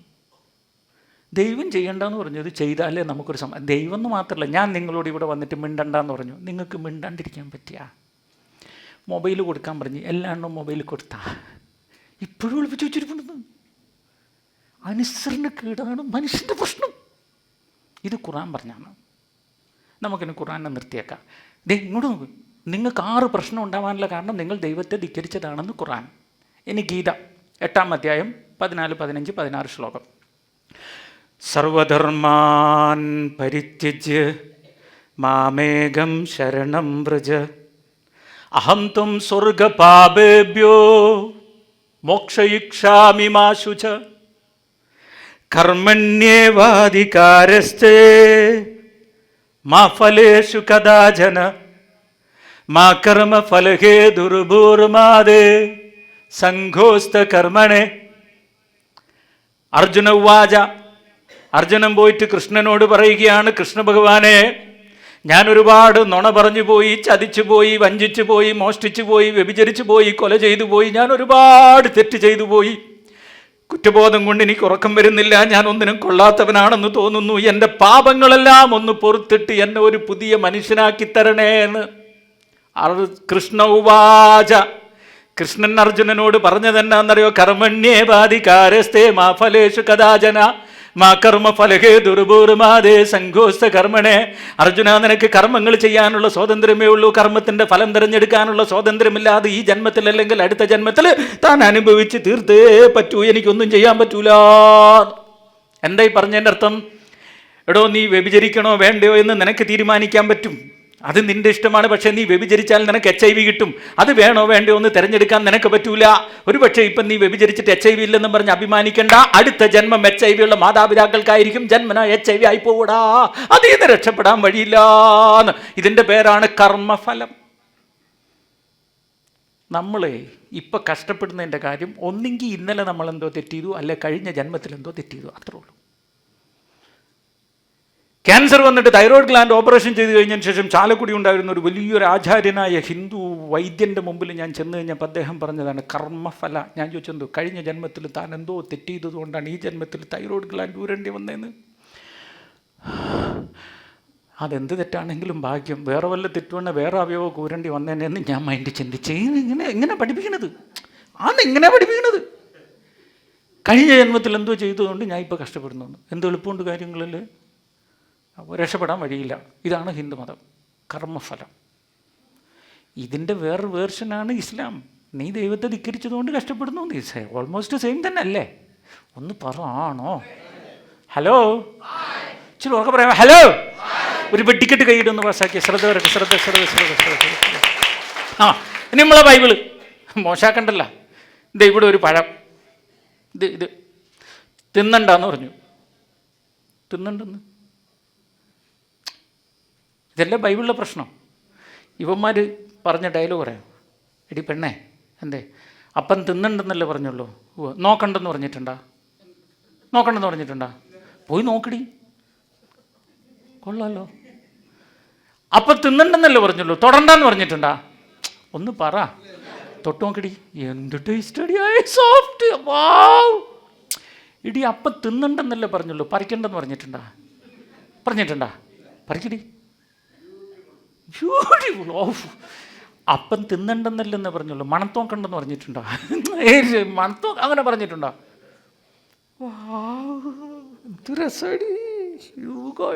പെർഫ്യൂം.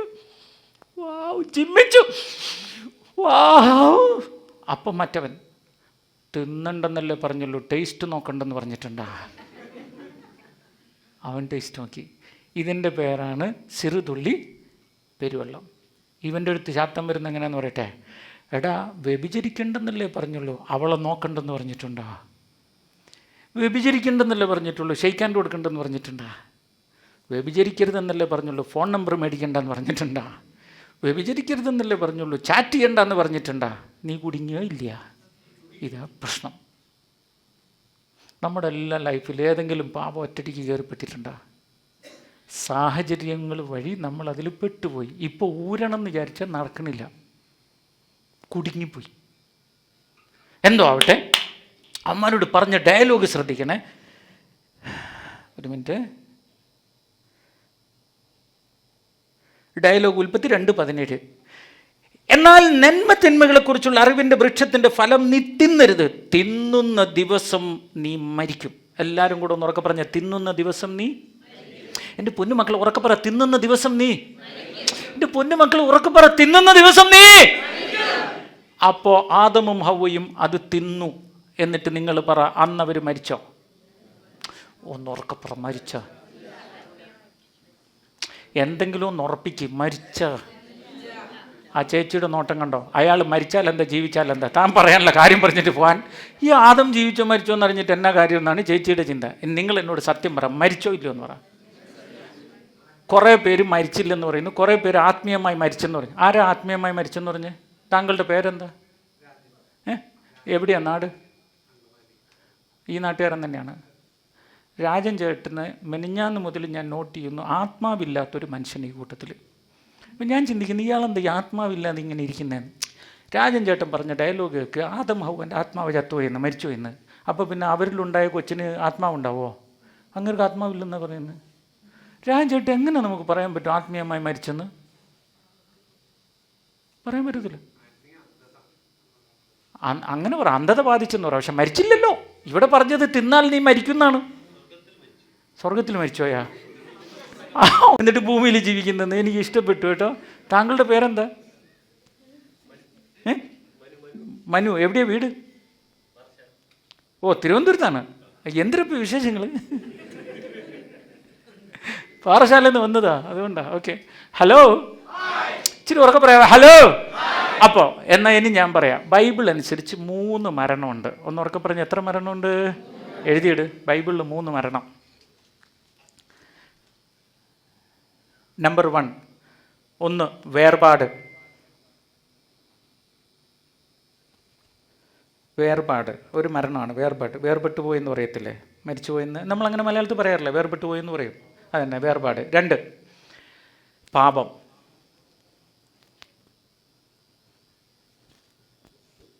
3 നരകം. 3 മരണത്തിൻ്റെ പേരാണ് നിങ്ങളിപ്പോൾ എഴുതിയത്. ഇനി വ്യാഖ്യാനം ഇങ്ങോട്ട് നോക്കിയേ. എഴുതിയിട്ട് എന്നെ നോക്കണം, എല്ലാം മനസ്സിലാവില്ല. എന്നെ നോക്ക്. ഇത് പറുദീസ. ഇവിടെ ദൈവം, ആദം, ഹവ്വ, മാലാക്കന്മാർ എല്ലാവരും കൂടി പറുദീസയിലുണ്ട്. ഇവിടെ വെച്ചാണ് ഇത് തിന്നരുതെന്ന് പറഞ്ഞത്. തിന്നാൻ മരിക്കും എന്ന് പറഞ്ഞു. അവന്മാർ പോയി തിന്നപ്പോൾ ദൈവം വന്നിട്ട് അവരെ പറുദീസയിൽ നിന്ന് പുറത്താക്കി. ഒന്ന് ഉറക്കെ പറഞ്ഞ ദൈവം അവരെന്ത് ചെയ്തു? ഇപ്പം മനുഷ്യൻ ഭൂമിയിലും ദൈവം പറുദീസയിലുമാണ്, സ്വർഗത്തിലുമാണ്. മനുഷ്യനും ദൈവവും തമ്മിലുള്ള ബന്ധമാണ് കട്ടായത്. ഇതാണ് വേർപാട്. നിങ്ങൾക്ക് ദൈവമായിട്ടുള്ള ബന്ധം കട്ടായതുകൊണ്ട് നിങ്ങൾ ചെയ്യുന്ന പണി എന്നറിയോ? ഋഷികേശ്, ഹിമാചൽ, അരുണാചൽ, ഗംഗ, ശബരിമല, ഗുരുവായൂർ, പളനി, വേളാങ്കണ്ണി, ലൂർദ്, പോട്ട, അസീസി, ഇങ്ങനെ ഓട്ടം ദൈവത്തെ തേടി. എന്നിട്ട് നിങ്ങൾ എവിടെയെങ്കിലും ദൈവത്തെ കണ്ടോ? ഒന്ന് പറ, കണ്ടോ? ഒരു ദിവസം ഒരുത്തൻ എൻ്റെ അടുത്ത് വന്നിട്ട് പറഞ്ഞേ, ബ്രദർ ഇന്നലെ രാത്രി യേശു ക്രിസ്തു എൻ്റെ ബെഡ്റൂമിൽ വന്ന് സംസാരിച്ചു എന്ന്. അപ്പം ഞാൻ പറഞ്ഞേ, നീ മാർപ്പാപ്പക്ക് കത്തെഴുതണം, യേശുവിൻ്റെ 2ാം വരവ് ഇന്നലെ രാത്രി നിൻ്റെ ബെഡ്റൂമിൽ പൂർത്തിയായിന്ന്. അല്ലേ, മര്യാദ വേണ്ടേ ഇങ്ങനെയൊക്കെ പറയുമ്പോൾ? അല്ലേ അല്ല, അങ്ങനെയല്ലേ? അയാൾക്ക് കിട്ടിയത് ദർശനമാണ്. ഒന്നുറക്കെ പറഞ്ഞാൽ അയാൾക്ക് കിട്ടിയത് എന്താണ്? റിയാലിറ്റിയിൽ ആരും കണ്ടിട്ടില്ല. കാരണം നമ്മൾ ഭൂമിയിലും പുള്ളി സ്വർഗത്തിലായിപ്പോയി. ബന്ധം കട്ടായിപ്പോയി. ഇനി ബന്ധം കട്ടാക്കുമ്പോൾ ഈ ദൈവം ചെയ്തൊരു പണിയുണ്ട്. നിങ്ങളുടെ ഉള്ളിൽ ഒരു സിം കാർഡ് ഇട്ടിട്ടുണ്ട്. ഒന്നുറക്കെ പറഞ്ഞ് എന്നാ ഇട്ടിട്ടുണ്ട്? നിങ്ങൾ എവിടെ പോയാലും ദൈവം നിങ്ങളെ കോണ്ടാക്ട് ചെയ്യും. തെളിവ് പറയാം. നിങ്ങൾ എന്ത് തെറ്റ് ചെയ്യാൻ പോയാലും ഉള്ളിൽ വേണ്ട എന്ന് തോന്നാറുണ്ടോ? അപ്പോൾ ഒത്തിരി പോയിട്ടുണ്ടല്ലേ. ഇത് കിടന്ന് പിടക്കും വേണ്ട എന്ത് തെറ്റ് ചെയ്യാൻ പോയാലും വേണ്ടെന്ന് തോന്നാറുണ്ട്. ഉണ്ടോ ഇല്ലയോ? അതെന്തുകൊണ്ടാണെന്നറിയോ? നിങ്ങളുടെ ഉള്ളിൽ പുള്ളി സിം കാർഡ് ഇട്ടിട്ടുണ്ട്. നിങ്ങൾ തെറ്റായ സ്ഥലത്ത് ചെല്ലുമ്പോൾ വേണ്ട എന്ന് ഇൻഫർമേഷൻ തരും. അപ്പോൾ സിമ്മുണ്ട്. സിമ്മുള്ള നിങ്ങൾ എന്ത് ചെയ്യുന്നറിയോ? തിരിച്ച് കോൺടാക്ട് ചെയ്യാൻ നോക്കും ദൈവത്തെ. എങ്ങനെയെന്നറിയോ? ട്രീൻ.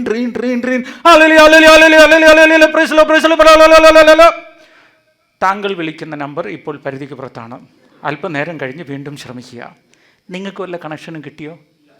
ഒന്ന് പറ, കിട്ടിയോ?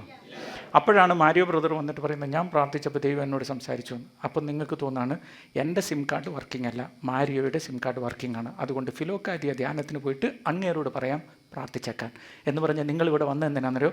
എൻ്റെ സിം കാർഡ് ഒരു 5 മിനിറ്റ് കട്ടെടുത്തിട്ട് ഡയൽ ചെയ്തിട്ട് കാര്യം നടത്തിയിട്ട് തിരിച്ചു പോകാൻ.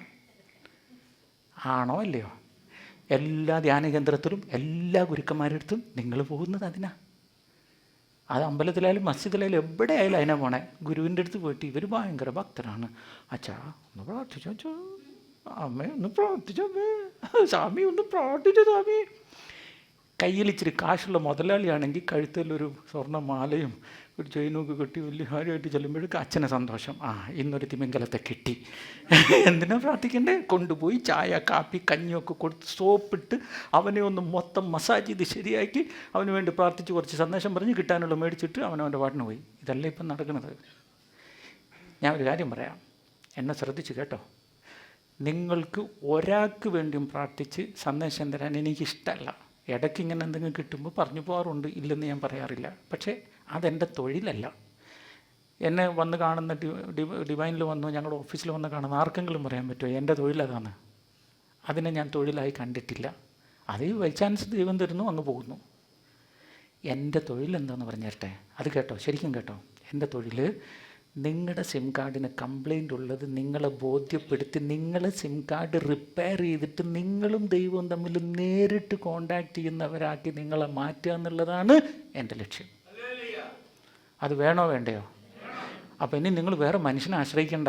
നിങ്ങൾ കണ്ണടച്ച് ഹാലലുയ എന്ന് പറയുമ്പോൾ അൽഫോൻസാമ്മ കണ്ണ പോലെ സ്വർഗം തുറക്കുന്നത് കാണണം, മാലാക്കന്മാരെ കാണണം, പൗലോസിനെ പോലെ 7ാം സ്വർഗത്തിൽ പോകണം, ഭൂമിയിൽ നിങ്ങൾക്ക് സംഭവിക്കണം. ദൈവത്തിൻ്റെ രണ്ടാമത് കെട്ടിയൽ കുട്ടികളുണ്ടാ? നമ്മളെല്ലാം ദൈവത്തിൻ്റെ ദത്തുമക്കളല്ലേ? ആണോ അല്ലയോ? ഒരേ കാസയിൽ നിന്നും ഒരേ പിലാസയിൽ നിന്നും ഒരേ ശരീരരക്തം പങ്കിടുന്നവരല്ലേ? അപ്പൊ ഇവിടെ ഏറ്റക്കുറച്ചിലുണ്ടോ? ആ മഹാന്മാരോട് സംസാരിച്ച ദൈവം നിങ്ങളോട് സംസാരിക്കുമോ? പിന്നെ അത് അങ്ങനെ ചിന്തിക്ക്. സംസാരിച്ച മഹാന്മാരെ കാണുകയല്ല വേണ്ടത്. കേട്ടിട്ടില്ലേ മലയാളത്തിൽ പറയുന്ന ഇല നക്കിയവന്റെ ചിറി നക്കരുതെന്ന്?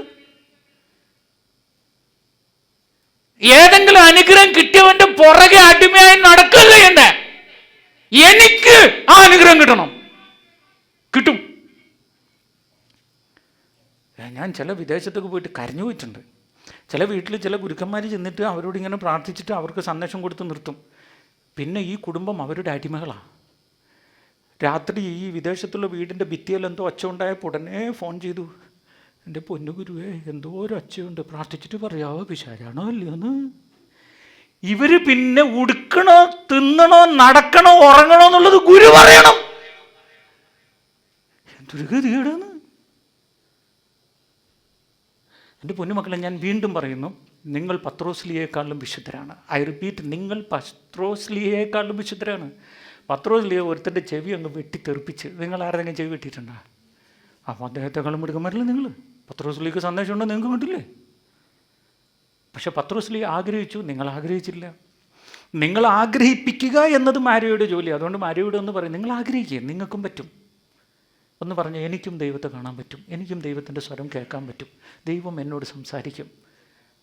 പറ്റുന്നേ. അതിനാ നിങ്ങൾ ഈ ധ്യാനത്തിനെത്തിയേ. അല്ല നിങ്ങൾ ഈ ധ്യാനം വരെ എത്തൂല. വേറെ എന്തെല്ലാം ധ്യാനം ഭൂമി കിടപ്പുണ്ട്. ഈ ധ്യാനം എന്ന് പറഞ്ഞാൽ ഒരു പവർഫുൾ ഒരാൾ നിങ്ങളെ സഹായിക്കുകയല്ല ചെയ്യുന്നത്, നിങ്ങളെ പവർഫുള്ളാക്കി മാറ്റുക ചെയ്യുന്നത്.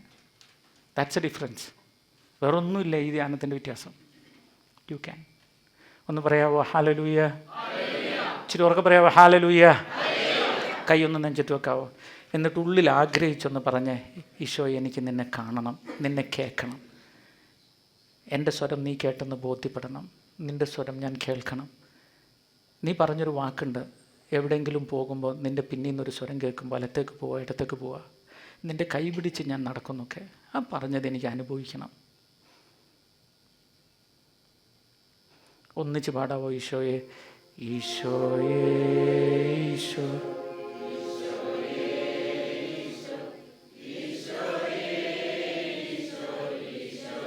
ഇച്ചിരും കൂടെ ഉറക്കെ പാടാവോ? ഈശോയെ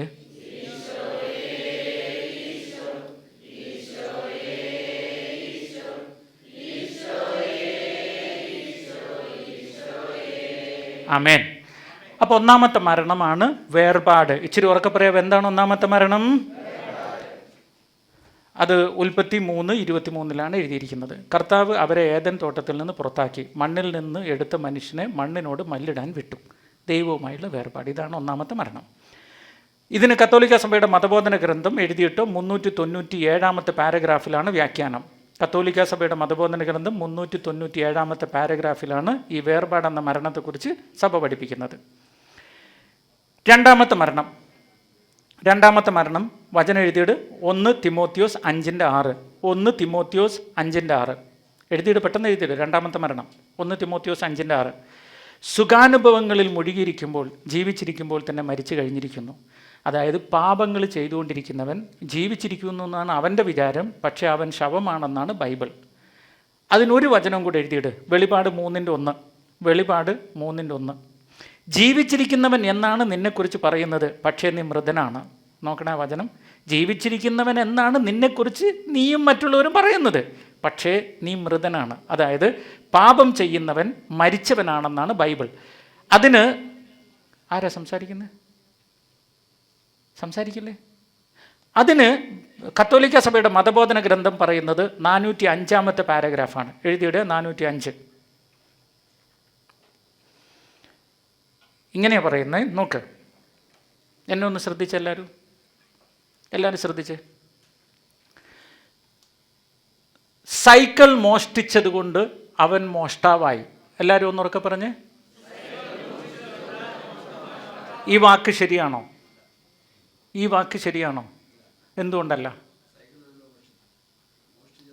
അതെ, അവൻ സൈക്കിൾ മോഷ്ടിച്ചത് കൊണ്ട് മോഷ്ടാവായി. ആ വാക്ക് ശരിയാണോ?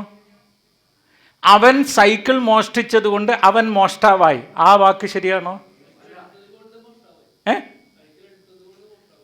മോഷ്ടിക്കുന്ന എടുക്കുന്നൊക്കെ സെയിമാണ്. ചോദിക്കാതെ എടുത്തത് കൊണ്ടല്ല. മോഷ്ടിക്കാന്ന് പറഞ്ഞാൽ ചോദിക്കാണ്ട് എടുക്കലാണ്. എൻ്റെ ചോദ്യം, അവൻ സൈക്കിൾ മോഷ്ടിച്ചത് കൊണ്ട് മോഷ്ടാവായി എന്ന മലയാള വാക്ക് ശരിയാണോ? എന്തുകൊണ്ടല്ല?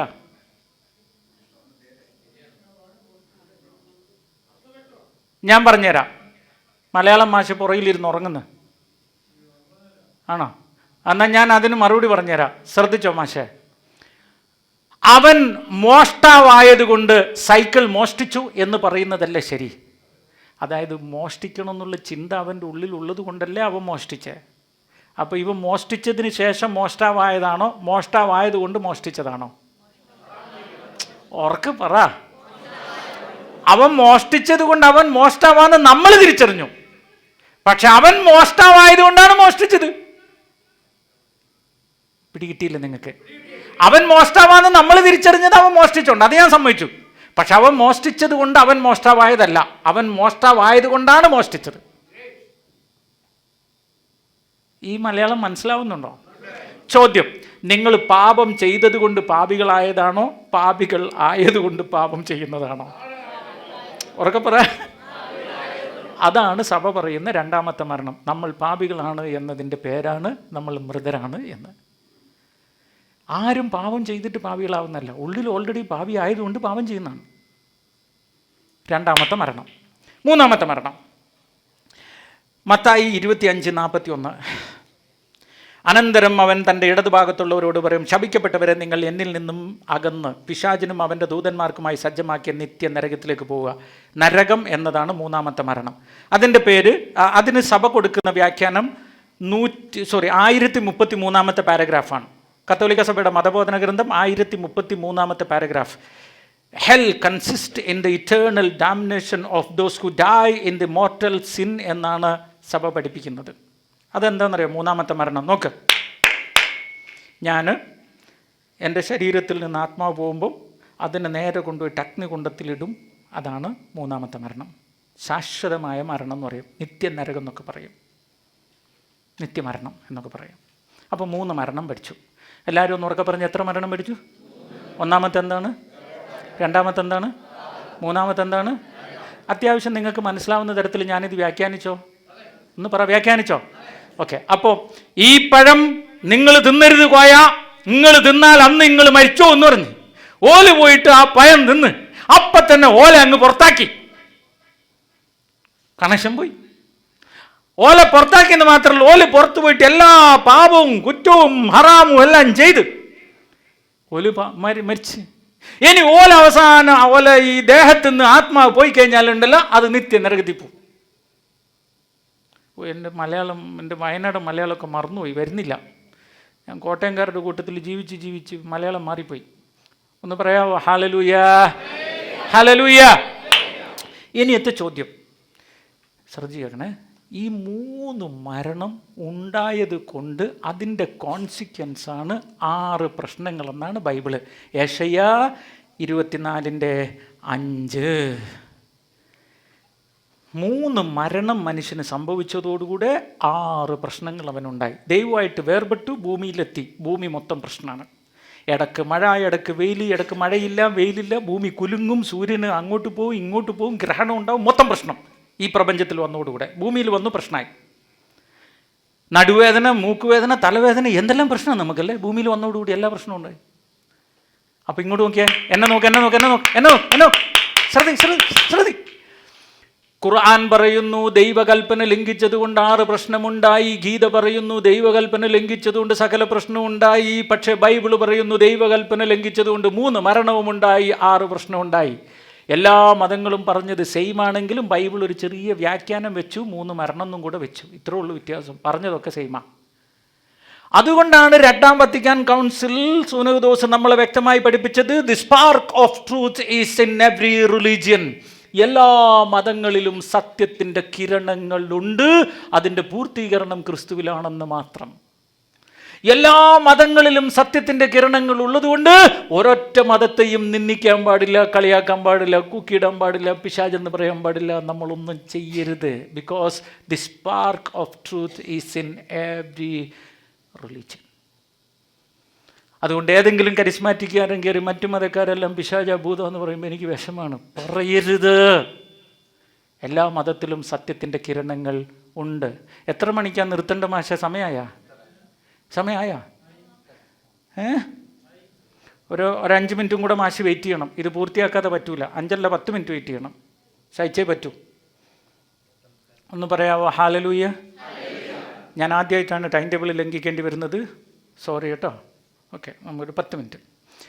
അപ്പോൾ എന്താ നമ്മൾ പറഞ്ഞു നിർത്തിയെന്ന് പറഞ്ഞേ?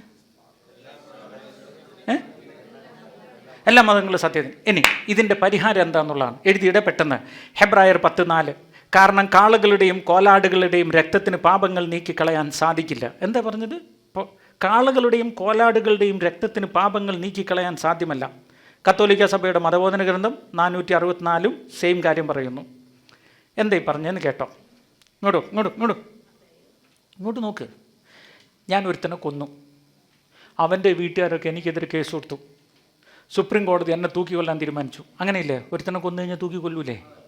തൂക്കി കൊല്ലാൻ തീരുമാനിച്ചപ്പോൾ എൻ്റെ ഭാര്യ ഒരു പശുവിനെ കൊണ്ടുകൊടുത്തിട്ട് പറയാണ്, ജഡ്ജി സാറേ, ഈ പശുവിനെ തൂക്കിക്കൊന്നോ എൻ്റെ ഭർത്താവിനെ വിട്ടുതരാൻ. ഇത് ന്യായമോ അന്യായമോ? ഒന്ന് പറ. യഹൂദന്മാർ ഇന്നും ബലിയർക്കുന്ന കണ്ടിട്ടില്ലേ? മുസ്ലിങ്ങൾ ഇന്നും ബക്രീദ് ബലിയർക്കുന്ന കണ്ടിട്ടില്ലേ? അവരെന്താ ചെയ്യുന്നതെന്നറിയോ? അവർ ചെയ്ത എല്ലാ പാപവും പോത്തിൻ്റെ പുറത്തിടും. ദൈവമേ, കഴിഞ്ഞൊരു വർഷം ഞാൻ ചെയ്ത എല്ലാ തെറ്റും പോത്തിൻ്റെ പുറത്തിട്ടു. ഞാൻ ചെയ്ത തെറ്റിന് എന്നെ ശിക്ഷിക്കരുത്, പോത്തിനെ ശിക്ഷിക്കണമെന്ന് പറഞ്ഞിട്ടാണ് ഈ പോത്തിനെ അറക്കുന്നത് ബക്രീദ്. എന്നിട്ട് കേൾക്കണമെങ്കിൽ വൈകുന്നേരം ഇതേ പോത്തിൻ്റെ ഇറച്ചി അവർ തന്നെ വാരി തിന്നുകയും ചെയ്യും. അത് വിട്. എൻ്റെ ചോദ്യം, ഞാൻ ചെയ്ത തെറ്റിന് എന്നെ ശിക്ഷിക്കണോ പോത്തിനെ ശിക്ഷിക്കണോ? അവിടെയാണ് തെറ്റിപ്പോയത്. എന്നാൽ നിങ്ങൾക്കൊരു കാര്യം കേൾക്കണോ? നിങ്ങൾ ഇരിക്കുന്ന ഈ ധ്യാന കേന്ദ്രം, ഇതിൻ്റെ ഫൗണ്ടർ എന്ന് പറയുന്നത്, അല്ലെങ്കിൽ ഇതിൽ ഈ സഭയിൽ ഒരു വിശുദ്ധൻ്റെ പേരാണ് മാക്സിമില്യൻ കൊൽബെ. ഒന്നുറക്കെ പറയാമോ? ഈ അച്ഛന്മാരെ വിളിക്കുന്ന പേര് കൊൽബെ അച്ഛന്മാരെന്നാണ്. ഈ മാക്സിമില്യൻ കൊൽബെ ആരാന്നറിയോ? രണ്ടാം ലോക മഹായുദ്ധ കാലത്ത് നാസി തടങ്കലിൽ വെച്ചിട്ട് ഒരുപാട് പേരെ തൂക്കി കൊല്ലുമ്പോൾ ഒരു ഭാര്യയും ഭർത്താവും മക്കളും ഒക്കെ ഉള്ള ഒരാൾ കിടന്ന് പൊട്ടിക്കരയാണ്. എന്നെ കൊല്ലല്ലേ, എൻ്റെ മക്കളെല്ലാം പട്ടിണിയായി ചത്തുപോയി, ഞാൻ തൂങ്ങിയാലെന്ന് പറഞ്ഞ് കരയാൻ. ഇത് കണ്ടിരുന്ന ഈ മാക്സിമില്യൻ കൊൽബെ നോക്കിയപ്പോൾ അങ്ങേർക്ക് കുടുംബം കൂട്ടൊന്നുമില്ല. അങ്ങേര് പറഞ്ഞേ, എന്നെ പകരം തൂക്കിയിട്ട് ആ കൊച്ചിനെ വിട്ടേക്കാൻ പറഞ്ഞു. അങ്ങനെ ഇയാൾ കയറി, ആ തൂക്കേറിൽ കയറി മറ്റേ ആളെ വിട്ടുകൊടുത്തു. ഇന്ന് അദ്ദേഹം മാക്സിമില്യൻ കൊൽബെ വിശുദ്ധന്. ഒരു മനുഷ്യന് പകരമായിട്ട് വേറൊരു മനുഷ്യന് നിൽക്കാൻ പറ്റും, മൃഗത്തിന് നിൽക്കാൻ പറ്റില്ല. ആണോ അല്ലയോ? ഏതെങ്കിലും കോടതിയിൽ ആൾജാമ്യം എന്ന് പറഞ്ഞിട്ട് പോത്തിന് കൊണ്ടുകൊടുക്കാൻ പറ്റുമോ നിങ്ങൾക്ക്? ആൾജാമ്യമല്ലേ പറ്റുള്ളൂ. അങ്ങനെ നോക്കുമ്പോൾ ലോകത്തിൻ്റെ ചരിത്രത്തിൽ മനുഷ്യൻ്റെ സകല പാപങ്ങളും ഏറ്റെടുത്ത് അതിൻ്റെ മരണം ഏറ്റെടുത്ത ഒരേ ഒരു മനുഷ്യൻ യേശു ക്രിസ്തു മാത്രമാണ് എന്ന് വേറൊരാളെ നിങ്ങൾക്ക് കാണാൻ പറ്റില്ല. ഇനി പറയുന്നൊരു പോയിൻറ്റും കൂടെ ഉണ്ട്, വളരെ പ്രധാനപ്പെട്ട പോയിൻ്റ്. ശ്രദ്ധിച്ചോ. ആൽവിനിങ് വാ, ഇങ്ങോട്ട് വാടാ. തല്ലാൻ വിളിച്ചല്ല. നിനക്ക് എന്നെക്കാളും ഹൈറ്റ് ഉണ്ടോ? എനിക്ക് അസൂയ.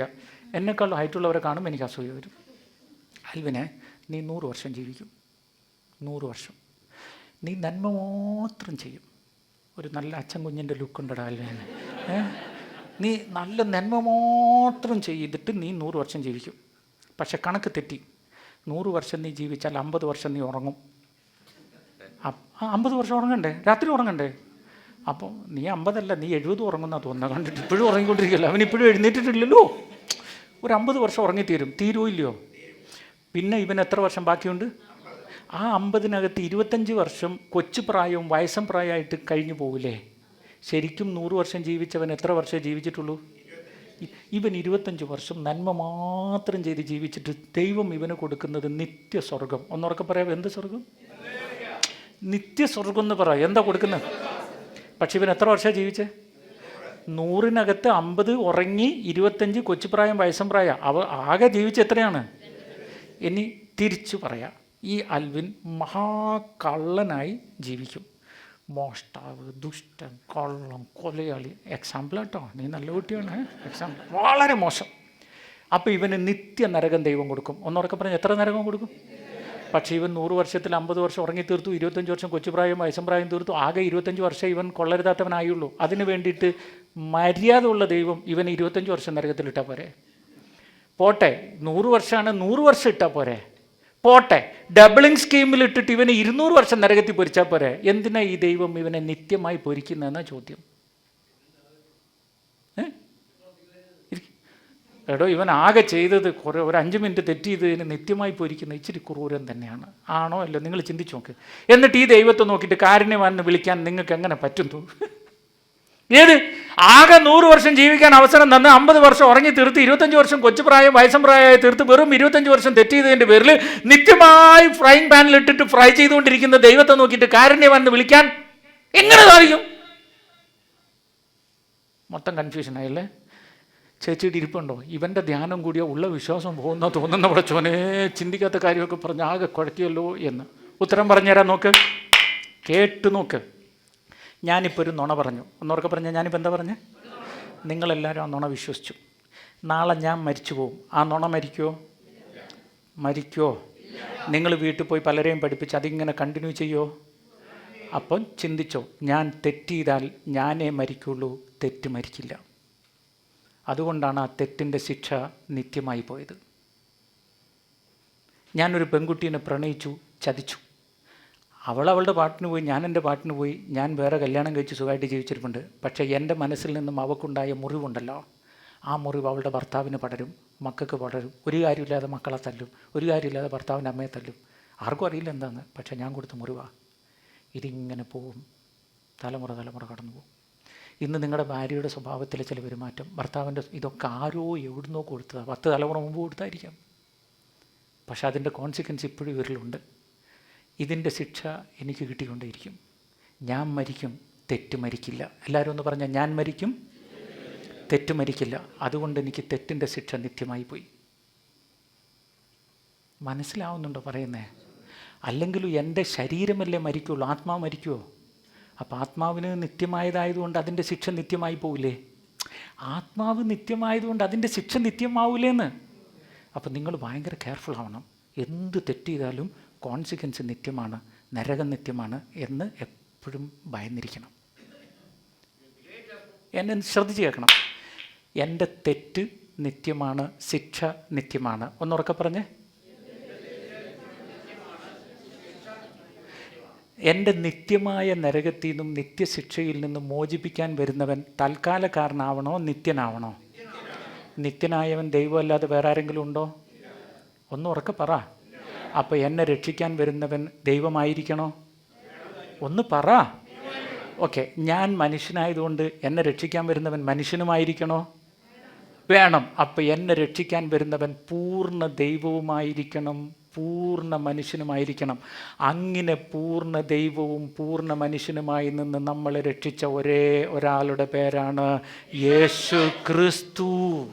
അവൻ ഒരേ സമയം പൂർണ്ണ ദൈവമാണ്, അവൻ ഒരേ സമയം പൂർണ്ണ മനുഷ്യനാണ്. ഇനി അവൻ്റെ പ്രത്യേകത ആക്കണമെങ്കിൽ, അവൻ കുരിശിൽ മരിക്കുമ്പം നമ്മുടെ 3 മരണത്തെ ഇല്ലാണ്ടാക്കിയിട്ടുണ്ട്. 3 മരണം പറഞ്ഞില്ലേ? നോക്കിക്കോ, കുരിശിൽ മരിക്കുമ്പോൾ വലത്തെ കള്ളൻ അവനോട് ചോദിച്ചു, എന്നെ ഓർക്കുമെന്ന്. അപ്പോൾ പറഞ്ഞ ഡയലോഗ്, നീ എൻ്റെ കൂടെ. ഒന്നാമത്തെ മരണം പറുദീസ നഷ്ടപ്പെട്ടതാണ്, വേർപാട്. ക്രിസ്തുവിനെ സ്വീകരിക്കുന്നവന് പറുദീസ തിരിച്ചു കിട്ടും. 1-ാം മരണം അവൻ ഇല്ലാണ്ടാക്കി. 2-ാം മരണം 2 കൊരിന്ത്യർ 5:21, നമ്മുടെ പാപങ്ങൾ അവൻ വഹിച്ചു, അവൻ്റെ വിശുദ്ധി നമുക്ക് തന്നു. 2-ാമത്തെ പാപവും അവൻ ഇല്ലാണ്ടാക്കി. 3-ാമത്തെ പാപം നിത്യനരകമാണ്. കുരിശിലവൻ പറഞ്ഞു, എൻ്റെ ശരീരം ഭക്ഷിക്കുന്നവൻ മരിച്ചാലും ജീവിക്കും. അവൻ മരിക്കില്ലെന്നാണ് പറഞ്ഞ്, എൻ്റെ രക്തശരീരം ഭക്ഷിക്കുന്നവൻ. 3 മരണത്തെയും അവൻ ഇല്ലാണ്ടാക്കി. അതുകൊണ്ടാണ് വിശുദ്ധ കുർബാനയിൽ ഇങ്ങനെ പറയുന്നത്, തൻ്റെ മരണത്താൽ ഞങ്ങളുടെ മരണത്തെ ഇല്ലാതാക്കിയവനായ മിശിഹായുടെ കൃപയും സമാധാനവും, മരണം മൂലം മരണത്തെ വിജയിച്ചവനാം കർത്താവേ എന്ന് പാടുന്നത്. അതുകൊണ്ടാണ് ലത്തീൻ കുർബാനയിൽ dying you destroyed our death, rising you restore our life. തന്റെ മരണം മൂലം ഞങ്ങളുടെ മരണത്തെ ഇല്ലാതാക്കുകയും തന്റെ ഉത്ഥാനം മൂലം ഞങ്ങളുടെ ജീവന് പുനർജീവൻ നൽകുകയും ചെയ്തവനായ കർത്താവേ എന്ന്. എത്രയോ വർഷങ്ങളായി കുർബാന കൂടുന്നവരാണ്, കുർബാന കാണുന്നവരാണ്, കുർബാന കേൾക്കുന്നവരാണ്. എന്നെങ്കിലും പക്ഷേ നിങ്ങൾ ഈ 3 മരണം മനസ്സിലാക്കിയായിരുന്നോ? ഈ 3 മരണം ഇല്ലാണ്ടാക്കാനാണ് ക്രിസ്തു കുരിശിൽ മരിച്ചെന്ന് ചിന്തിച്ചായിരുന്നോ? ഈ 3 മരണം അവന്റെ മരണത്താൽ ഇല്ലാണ്ടാക്കി, തന്റെ മരണത്താൽ നമ്മളുടെ മരണം ഇല്ലാണ്ടാക്കി. ഇനി 6 പ്രശ്നങ്ങളാണ്, നോക്കിക്കോ. ഒന്നാമത്തെ പ്രശ്നം, യേശുവിനെ ക്രൂശിച്ചത് സമൂഹമാണ്. ആണിയടിച്ചതും തലയിൽ മുൾമുടി വെച്ചതും ക്രൂശിച്ചതും സാമൂഹിക പ്രശ്നം യേശു ഏറ്റെടുത്തു. രണ്ടാമത്തെ പ്രശ്നം കുടുംബ പ്രശ്നമാണ്. യേശുവിന്റെ ശിഷ്യന്മാരെന്ന് പറയുന്നവരും ബന്ധത്തിൽപ്പെട്ടവരും എല്ലാം യേശുവിനെ ഒറ്റപ്പെടുത്തി ഓടിക്കളഞ്ഞു കുരിശിലേക്ക് കയറുന്ന സമയം. കുടുംബ പ്രശ്നം നമ്മളെക്കാൾ നന്നായി അവൻ മനസ്സിലായി. ഭാര്യയും ഭർത്താവും തമ്മിലുള്ള പ്രശ്നമല്ല, സ്വന്തക്കാരും ബന്ധുക്കളും കൂട്ടുകാരും തമ്മിലുള്ള പ്രശ്നം. 3 സാമ്പത്തിക പ്രശ്നമാണ്. കുരിശിൽ തൂങ്ങിക്കിടക്കുമ്പോൾ ഒരു ഗ്ലാസ് വെള്ളം പോലും കുടിക്കാനില്ല. അങ്ങേയറ്റം ദാരിദ്ര്യം അവൻ അനുഭവിച്ചു. 4 ശാരീരിക രോഗമാണ്. തല മുതൽ ഉള്ളങ്കാല് വരെ മുഴുവൻ മുറിവുകളും നമ്മളുടെ രോഗങ്ങളും വേദനകളാണ് അവൻ ഏറ്റെടുത്തത്. 5 മാനസികം എന്ന് പറഞ്ഞാൽ സകലരും കളിയാക്കി കുറ്റപ്പെടുത്തി കാർക്കിച്ചു തുപ്പി താടി വരെ പറിച്ചെടുത്ത് അവസാനം അവന്റെ തലക്ക് മേൽ എന്ന് പച്ചക്ക് തെറി എഴുതി വെച്ചപ്പോ പോലും അവൻ മാനസികമായി കടന്നുപോയ സംഘർഷത്തെ കുറിച്ച് നിങ്ങൾക്ക് വല്ലതും അറിയാമോ? ഒരു മനുഷ്യൻ അനുഭവിക്കേണ്ട സകല മാനസിക സംഘർഷം അവൻ കടന്നുപോയി. അവസാനം ആത്മീയം, എലോയ് എലോയ് ലാമാ സബക്താനി, പിതാവേ നീയും എന്നെ കൈവിട്ടോന്ന് ദൈവവുമായുള്ള ബന്ധ വിച്ഛേദനത്തിന്റെ അനുഭവത്തിലൂടെ പോലും അവൻ കടന്നുപോയി. ഈ ലോകത്ത് മനുഷ്യന്റെ 6 കഷ്ടങ്ങളും അനുഭവിച്ച് ഏറ്റെടുത്ത ഒരേ ഒരു ദൈവത്തിന്റെ പേരാണ് യേശു ക്രിസ്തു. 3 മരണവും അവൻ മരിച്ചു, 6 കഷ്ടങ്ങളും അവൻ ഇല്ലാണ്ടാക്കി. അതുകൊണ്ടാണ് ഞാൻ പറഞ്ഞു, പ്രശ്നങ്ങൾ എന്തെന്നും കാരണം എന്തെന്നും പരിഹാരം എന്തെന്നും വ്യക്തമായി പഠിപ്പിക്കുന്ന ഒരേ ഒരു വിശ്വാസം, അത് ക്രിസ്തീയ വിശ്വാസമാണ്. നിങ്ങളുടെ ഈ കിറ്റിനകത്ത് ഒരു കുരിശ് രൂപം കാണും, ഒന്നെടുക്കാവോ?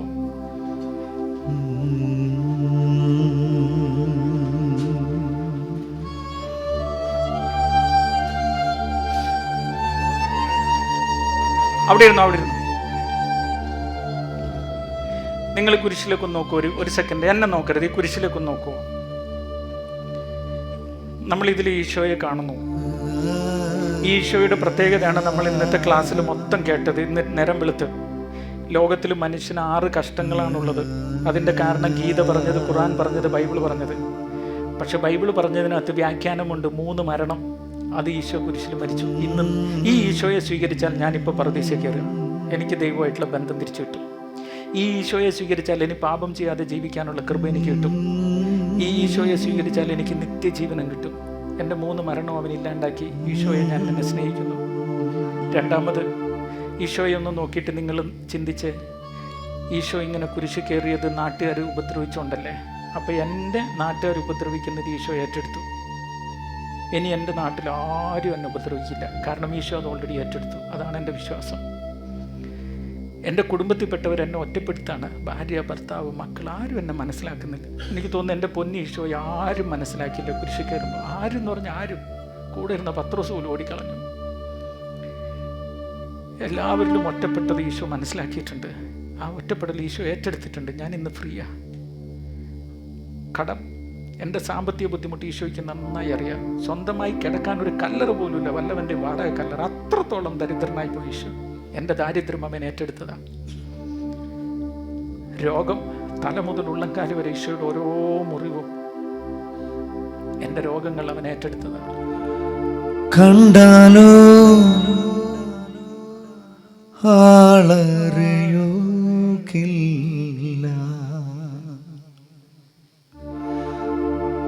ഉഴവുചാൽ പോൽ മുറിഞ്ഞിടുന്നു. കണ്ടാലോ മുഖശോഭയില്ല,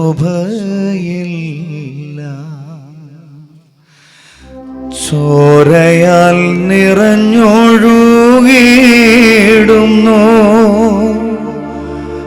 മകനേ, മകളെ, നീ മാന്യനായിടുവാൻ കാൽവാരിയിൽ നിനക്കായി പിടഞ്ഞിടുന്നു. കാൽക്കാരങ്ങൾ നിനക്കായി തുളയ്ക്കപ്പെട്ടു. മകനേ, നീ നോക്കുക, നിനക്കായി തകർന്നിടുന്നു. മകളെ, നീ നോക്കുക, നിനക്കായി പിടഞ്ഞിടുന്നു. പഴയ നിയമത്തിൽ ഇസ്രായേൽ ജനത്തെ പാമ്പ് കടിച്ച് വിഷം കയറി പെടപെടാന്ന് മരിച്ചുകൊണ്ടിരിക്കുമ്പോൾ മോശയോട് ദൈവം പറഞ്ഞൊരു പിച്ചള സർപ്പം ഉണ്ടാക്കി തൂക്കിയിട്. പാമ്പ് കടി ഏറ്റവൻ ആ സർപ്പത്തിൽ നോക്കുമ്പോൾ അവൻ്റെ ശരീരത്തിലെ വിഷമൊക്കെ ഇറങ്ങിപ്പോകുന്നു. അത് ഈശോയ്ക്ക് ഒരു ഉപമയായാണ് ബൈബിളിൽ പറഞ്ഞത്. ഇപ്പം എൻ്റെ കയ്യിലുള്ള ഈ കുരിശയിലേക്ക് ഞാൻ നോക്കുമ്പോൾ എൻ്റെ 6 പ്രശ്നങ്ങളും എന്നിൽ നിന്ന് ഇറങ്ങി പോകണം. അതിനുവേണ്ടി അന്ന് ആ പിച്ചള സർപ്പത്തെ ഉയർത്തിയത്. ഇന്ന് ഉയർത്തിയത് യഥാർത്ഥ ക്രിസ്തുവിനെയാണ്. എൻ്റെ കയ്യിലുണ്ട് ഇപ്പോൾ ക്രിസ്തു. ഞാൻ ക്രിസ്തുവിലേക്ക് നോക്കുമ്പോൾ എൻ്റെ ഓരോ പ്രശ്നങ്ങളും ഉരുകി ഇല്ലാണ്ടാവുകയാണ്. ഒന്ന് ഭാവനയിൽ കാണാവോ? നിങ്ങളുടെ 6 പ്രശ്നങ്ങൾ ഇതേ ഈ യേശുവിൻ്റെ രൂപത്തിൽ നമുക്ക് കാണാം. ഈശോ ഏറ്റെടുത്ത് നമുക്ക് കാണാം. 3 മരണവും 6 പ്രശ്നവും. അത് കംപ്ലീറ്റ് ഈശോയ്ക്ക് കൊടുത്തിട്ട് ഒന്നിച്ച് ഈശോയുടെ നാമം ഒന്ന് പാടാവോ? ഈശോയെ, ഈശോയേ, ഈശോ, ഈശോയേ, ഈശോ, ഈശോയേ, ഈശോ, ഈശോയേ. ഒരിക്കൽ കൂടി ഇച്ചിരി ഉറക്കെ പാടാവോ? ഈശോയേ, ഈശോ, ഈശോയേ, ഈശോ, ഈശോയേ, ഈശോ, ഈശോയേ. ഒരിക്കൽ കൂടി ഇച്ചിരി ഉറക്കെ പാടാവോ? ഈശോയേ, ഈശോ, ഈശോയേ, ഈശോ, ഈശോയേ, ഈശോ, ഈശോയേ. ആമേൻ.